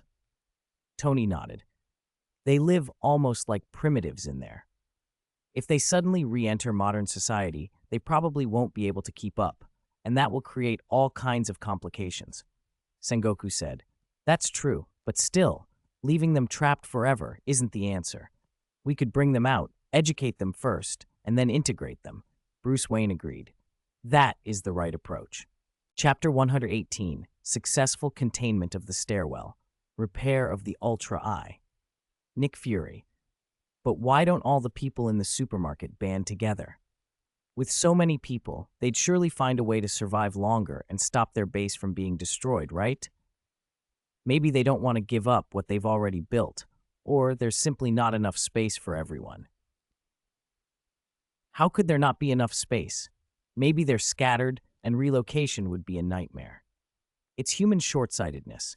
People who find it inconvenient or who are selfish won't want to gather. If there were a leader, they could be united in the supermarket. That arrogant god? You don't mean yourself, do you? Planning to be their savior? Humans, mind your tone. How dare you call me arrogant? I am a god. Why shouldn't I be their savior? With my wit, I could surely lead them out of the supermarket and to safety. Tony Stark. Oh, really? Then be sure to check out the IKEA supermarket when it shows up on your side. Loki. Heh, I wouldn't. Why lead a bunch of primitives? What could they possibly accomplish outside? Seeing Loki flip again, everyone rolled their eyes. Garp snorted. Are you a child? You change your mind every minute. Humans, watch your words. What are you lot talking about? What's this infinite supermarket? At that moment, Feng Yuan and Moroboshi Dan, who had been quiet, came back into view. Naruto, brother Feng Yuan, you're back. How's the stairwell? It's troublesome. One teammate was lost. The only good news is we managed to save another. After the monster killed that alien, it ran into me. My strength is greater than its, but I couldn't destroy it. No matter what I did, even blowing it to pieces, it would reappear. It's maddening. Deanna, can't you destroy that space with your powers? Feng Yuan, I tried. It had no effect. Feng Yuan reverted to human form, carrying his teammate. He glanced back at the stairwell, which was pitch black. The creature inside glared at him and then descended, apparently unable to come out. Earlier, when Feng Yuan had transformed into Leo and carried his comrade out, he struck the stairwell with the L-77 ray. The explosion was terrifying, but the stairwell didn't even crack. It simply couldn't be destroyed. It seems what we saw was just the surface, Feng Yuan said. There are deeper secrets inside. Moroboshi Dan approached. Captain, how's the monster? Gantras finished it. He pointed outside. The monster's shattered body lay nearby, its carcass pocked with blast marks, Gantras's bombardment. Against Gantras's power, ordinary monsters were helpless. Moroboshi then estimated that only high-level Earth monsters like Gamora or other super beasts might stand a chance against that kind of firepower. Moroboshi Dan. Then what do we do about the stairwell? Even Leo's power couldn't touch it. Fear crept into Feng Yuan's chest. What was this thing? It felt like some trick of a terrifying entity. Leo's L-77 ray could level a city, yet it couldn't affect an ordinary stairwell. For a moment, he even considered not daring to enter it again. He slapped his own face in frustration. Damn it, don't be a coward. Moroboshi Dan seemed not to notice Feng Yuan's inner turmoil. He released his ultra-psychic powers, manipulating the surrounding rubble to seal the stairwell door. No matter what, we have to block this place and keep people away. Fortunately, whatever's inside can't come out, he said. He raised his psychic control and dragged stones and debris across the entrance, even piling them onto the stairwell's inner platform. It would discourage most onlookers from approaching. I've already contacted my superiors to cordon this area, Moroboshi Dan added. As for the reason, you'll have to help me come up with something to placate them. He rubbed his head. Convincing higher-ups would be difficult. A sudden electronic voice cut through the chatter. Congratulations, Moroboshi Dan, for successfully containing the stairwell. Reward, repaired Ultra Eye. When the announcement played on the screen, Moroboshi Dan felt something shift inside his chest. He took out his Ultra Eye, and it was whole again. He had known it was destroyed in the earlier battle, damaged during his severe injuries. Now it looked brand new. That meant he could transform into 7 again. But my leg. Moroboshi Dan looked down. His injured leg hadn't healed yet. It would still be a handicap even if he transformed. Never mind, he murmured, steadying himself. I have other ways to fight.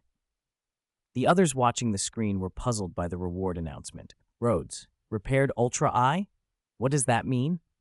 Bruce Wayne, Ultra Eye? Is that an Ultraman thing? Moroboshi Dan, are you an Ultraman? Moroboshi Dan sighed. It was only a matter of time before the Ultra Eye's restoration became known, so he chose to be upfront.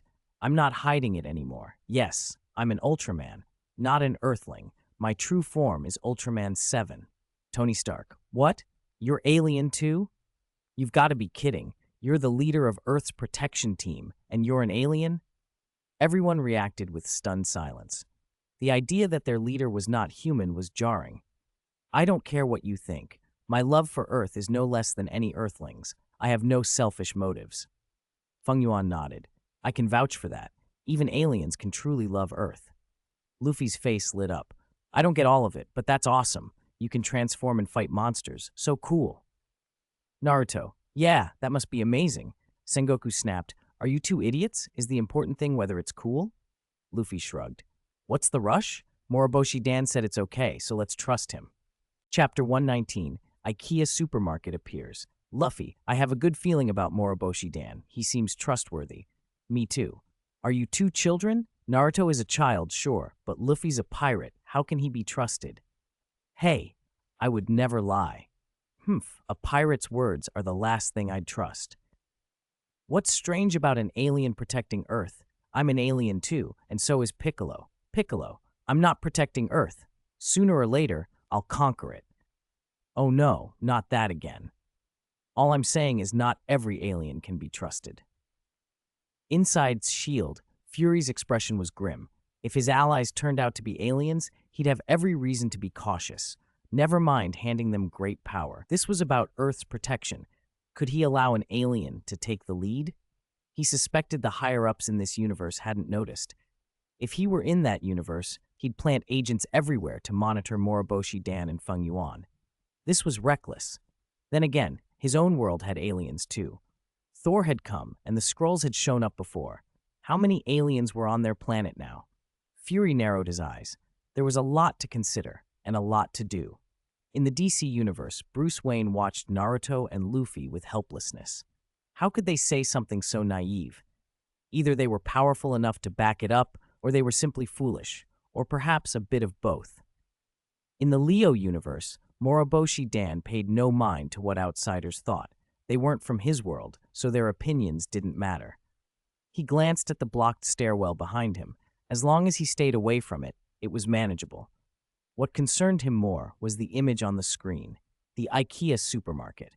It was another infinite space, and he wondered where it would open. Now predicting the universes where the IKEA supermarket will appear, the electronic voice announced. Everyone leaned forward, watching the screen anxiously. The universes it will appear in are Gotham City in the DC universe, Manga Town in the Doraemon world, and Sunagakure in the Naruto world. 3 universes. Tony Stark spat out, "What? 3 universes this time?" Bruce Wayne felt a chill. It's coming to my universe too. Could it really be like that diary from the last video, appearing in different universes? Jiraiya laughed. Isn't this interesting? Tsunade shot him a look. Jiraiya, what are you saying? Jiraiya grinned. Moriboshi Dan just got rewarded for blocking the stairwell entrance. That means if we seal off the IKEA and keep people away, we get the reward without lifting a finger. It's that simple. Naruto brightened. You're right. Perverted Sage is actually smart, Jiraiya puffed up. What do you mean actually? I've always been smart. Doraemon chimed in. That makes a lot of sense. Sengoku growled. Damn it, why do you guys get all the luck? At Marineford in the pirate world, envy and jealousy flared. Why did other universes get such easily contained SCP-like objects? Rewards and free power-ups. Marineford wanted some of that. Fury felt the same bitter twinge. He wanted his side as strong as possible. Watching others scoop up rewards without struggle grated worse than losing out himself. Though technically, he had no rewards to begin with, which made it sting even more. Jiraiya smirked. Hey, sorry. Looks like we'll be ahead of you. Now announcing the locations. Gotham City in the DC universe, Manga Town in the Doraemon world, and Sunagakure in the Naruto world, the system continued. Bruce Wayne and Doraemon both exhaled in relief. Those sites were close by. Jiraiya, Tsunade, and Naruto, however, grew uneasy. The Naruto location was not near Konoha. Naruto complained. Are you kidding me? Why are your locations so close, and ours so far away? Tsunade snapped. Exactly. Your luck is incredible. Doraemon shrugged. We can't control where these things pop up. Bruce's eyes were on the screen. That's not the point. What about that village? They don't know about this mall. Something's bound to happen. Tsunade's face hardened. If it's just the employees, they won't threaten Sunagakure, but there could be major disappearances. I have to go to Sunagakure and warn them. Orochimaru tilted his head, amused. You say that nicely, but it's mostly about the reward. Mind your own business, Tsunade snapped. Shizune hesitated. But Lord Tsunade, the village, you're the Hokage. You can't just leave. Jiraiya waved a hand. Then leave it to me. I'm already out here. Naruto punched the air. Me too. Me too. Perverted Sage can't hog everything. The screen zoomed in and showed the mall entrances in the 3 worlds. Bruce was already moving, But then the image on the Gotham feed made his heart drop. Alfred stood in front of the mall, looking puzzled. When did this open? I don't remember this. He peered at the building, found no records in his memory, then shrugged. Well, it's newly opened. I'll take a look. It's been a while since I've been to a shopping center. On a whim, Alfred walked inside. Bruce's pupils widened. Oh no, he had given Alfred the day off. He had not expected his butler to wander into a suddenly appearing IKEA. And Alfred wasn't the only one. Other Gotham citizens, seeing a new mall, began to stream toward it. Damn it, Bruce muttered. He grabbed 2 phones and started calling. Commissioner Gordon, please seal off the street. The address is... He read the on-screen location and continued, forcing a calm into his voice to hide the panic. Please, it's urgent. Just pretend my mother's jewelry was misplaced there and the crowd might trample it. I need that area cordoned off immediately. Chapter 120, Go to IKEA. On the other end of the line, Commissioner Gordon sounded utterly stunned, his mouth hanging open. What kind of ridiculous reason was that? Could a rich playboy really be so willful? Gordon wanted to scold Bruce Wayne for wasting police resources, but then he remembered that much of the department's funding came from Wayne Enterprises. Between avoiding offense and a soft spot for the orphaned billionaire, he swallowed his ire and said reluctantly, All right, I'll help. I hope you find the necklace quickly. Gordon hung up, no doubt cursing Bruce Wayne under his breath. Bruce, unsurprised, immediately dialed Lucius. Lucius, can you buy me an entire street as fast as possible? I want to redevelop a commercial strip. After a stunned pause, Lucius clarified, It's already a commercial street? I don't like how it looks. Tear it down and rebuild it. Please, hurry. Bruce's tone was urgent, and he kept prodding Lucius to move things along. Sir, Lucius said cautiously, whatever your reasons, I trust you. I'll arrange it, but I expect a full explanation afterward. Lucius committed to the task. Bruce glanced up at the situation monitor and hoped Gordon's team could reduce the number of victims quickly. He was about to leave when he witnessed something impossible. A mimic beast had somehow scaled the exterior wall of an IKEA and slipped in through a second-floor window, and it wasn't alone. Several more were entering. Tony Stark squinted at the feed. Hey, did I just see that right? Was that a mimic beast that ran in? Diana's voice was sharp. Bruce, didn't you eliminate all of them?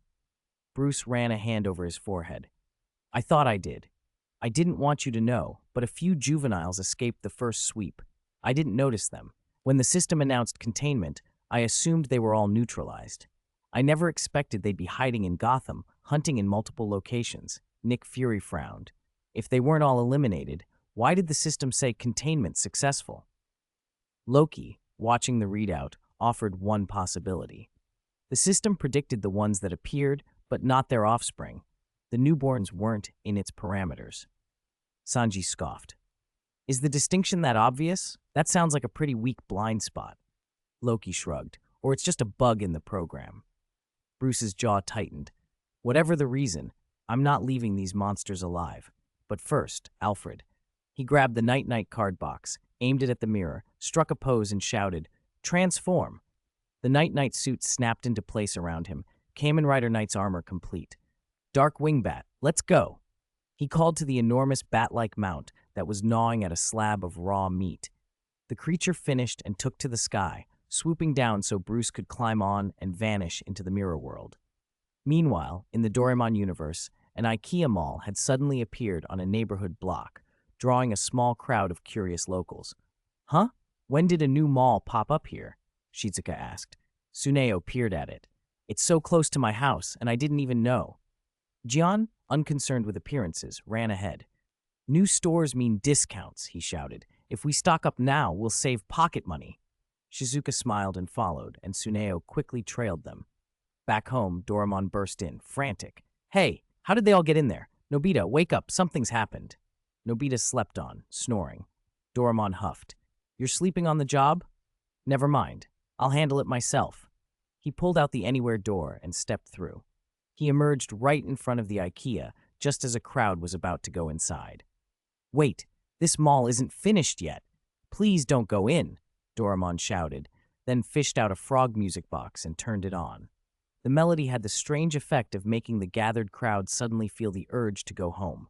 As people dispersed, Doraemon breathed a sigh of relief. Tony Stark, who had followed, was incredulous. What gadget was that? Doraemon puffed up a little. That's the homecoming music box. When you hear it, you really want to return home. Tony waved his hands toward the door. No, the door. You popped out here the instant you opened it. Is that a spatial displacement device? Doraemon grinned. It's the Anywhere door. It is a spatial displacement device. If the destination is within 10 light years of Earth's center, you can go anywhere in the universe, even underwater. The assembled scientists, sorcerers, and heroes exchanged stunned looks. Among them, the mystics from Asgard and Kamar Taj were most taken aback. That's awfully similar to our sling ring, Dr. Strange said, astonished. He had long believed the sling ring to be an unparalleled magical means of teleportation. Now a simple, portable gadget replicated its function, and with elegant simplicity. Mordo and Wong bristled at the comparison. The Anywhere door's existence seemed to belittle the years they'd spent mastering sling ring techniques. Before they could indulge in gloom, the Ancient One arrived, calm and smiling. Ancient One, everyone greeted, bowing. She soothed the anxious sorcerers. No need to despair. The Anywhere door is a device you must carry. A sling ring can be conjured at will. Mordo and Wong relaxed. The balance felt restored. Strange nodded, still intrigued. Ancient One, how was your seclusion? Any results with the Vishanti? Curiosity lit Mordo's voice. He knew she had retreated to negotiate. The Ancient One smiled. They are willing to reduce the side effects of their magic, on the condition we allocate a portion of Kamartaj's magical energy to them. I have not agreed yet. The bargaining left the sorcerers thoughtful. Gifting raw magical energy could invite dangers from beyond. The Ancient One's trip to investigate Doraemon's gadgets had proven fruitful anyway. Far above in Asgard, Odin's expression was grim. For long-distance spatial transport, they had the Bifrost. He had assumed it unrivaled, yet the Anywhere door seemed to put even the Bifrost to shame. The mere idea that a simple door could outmatch Asgardian technology did not sit well with him.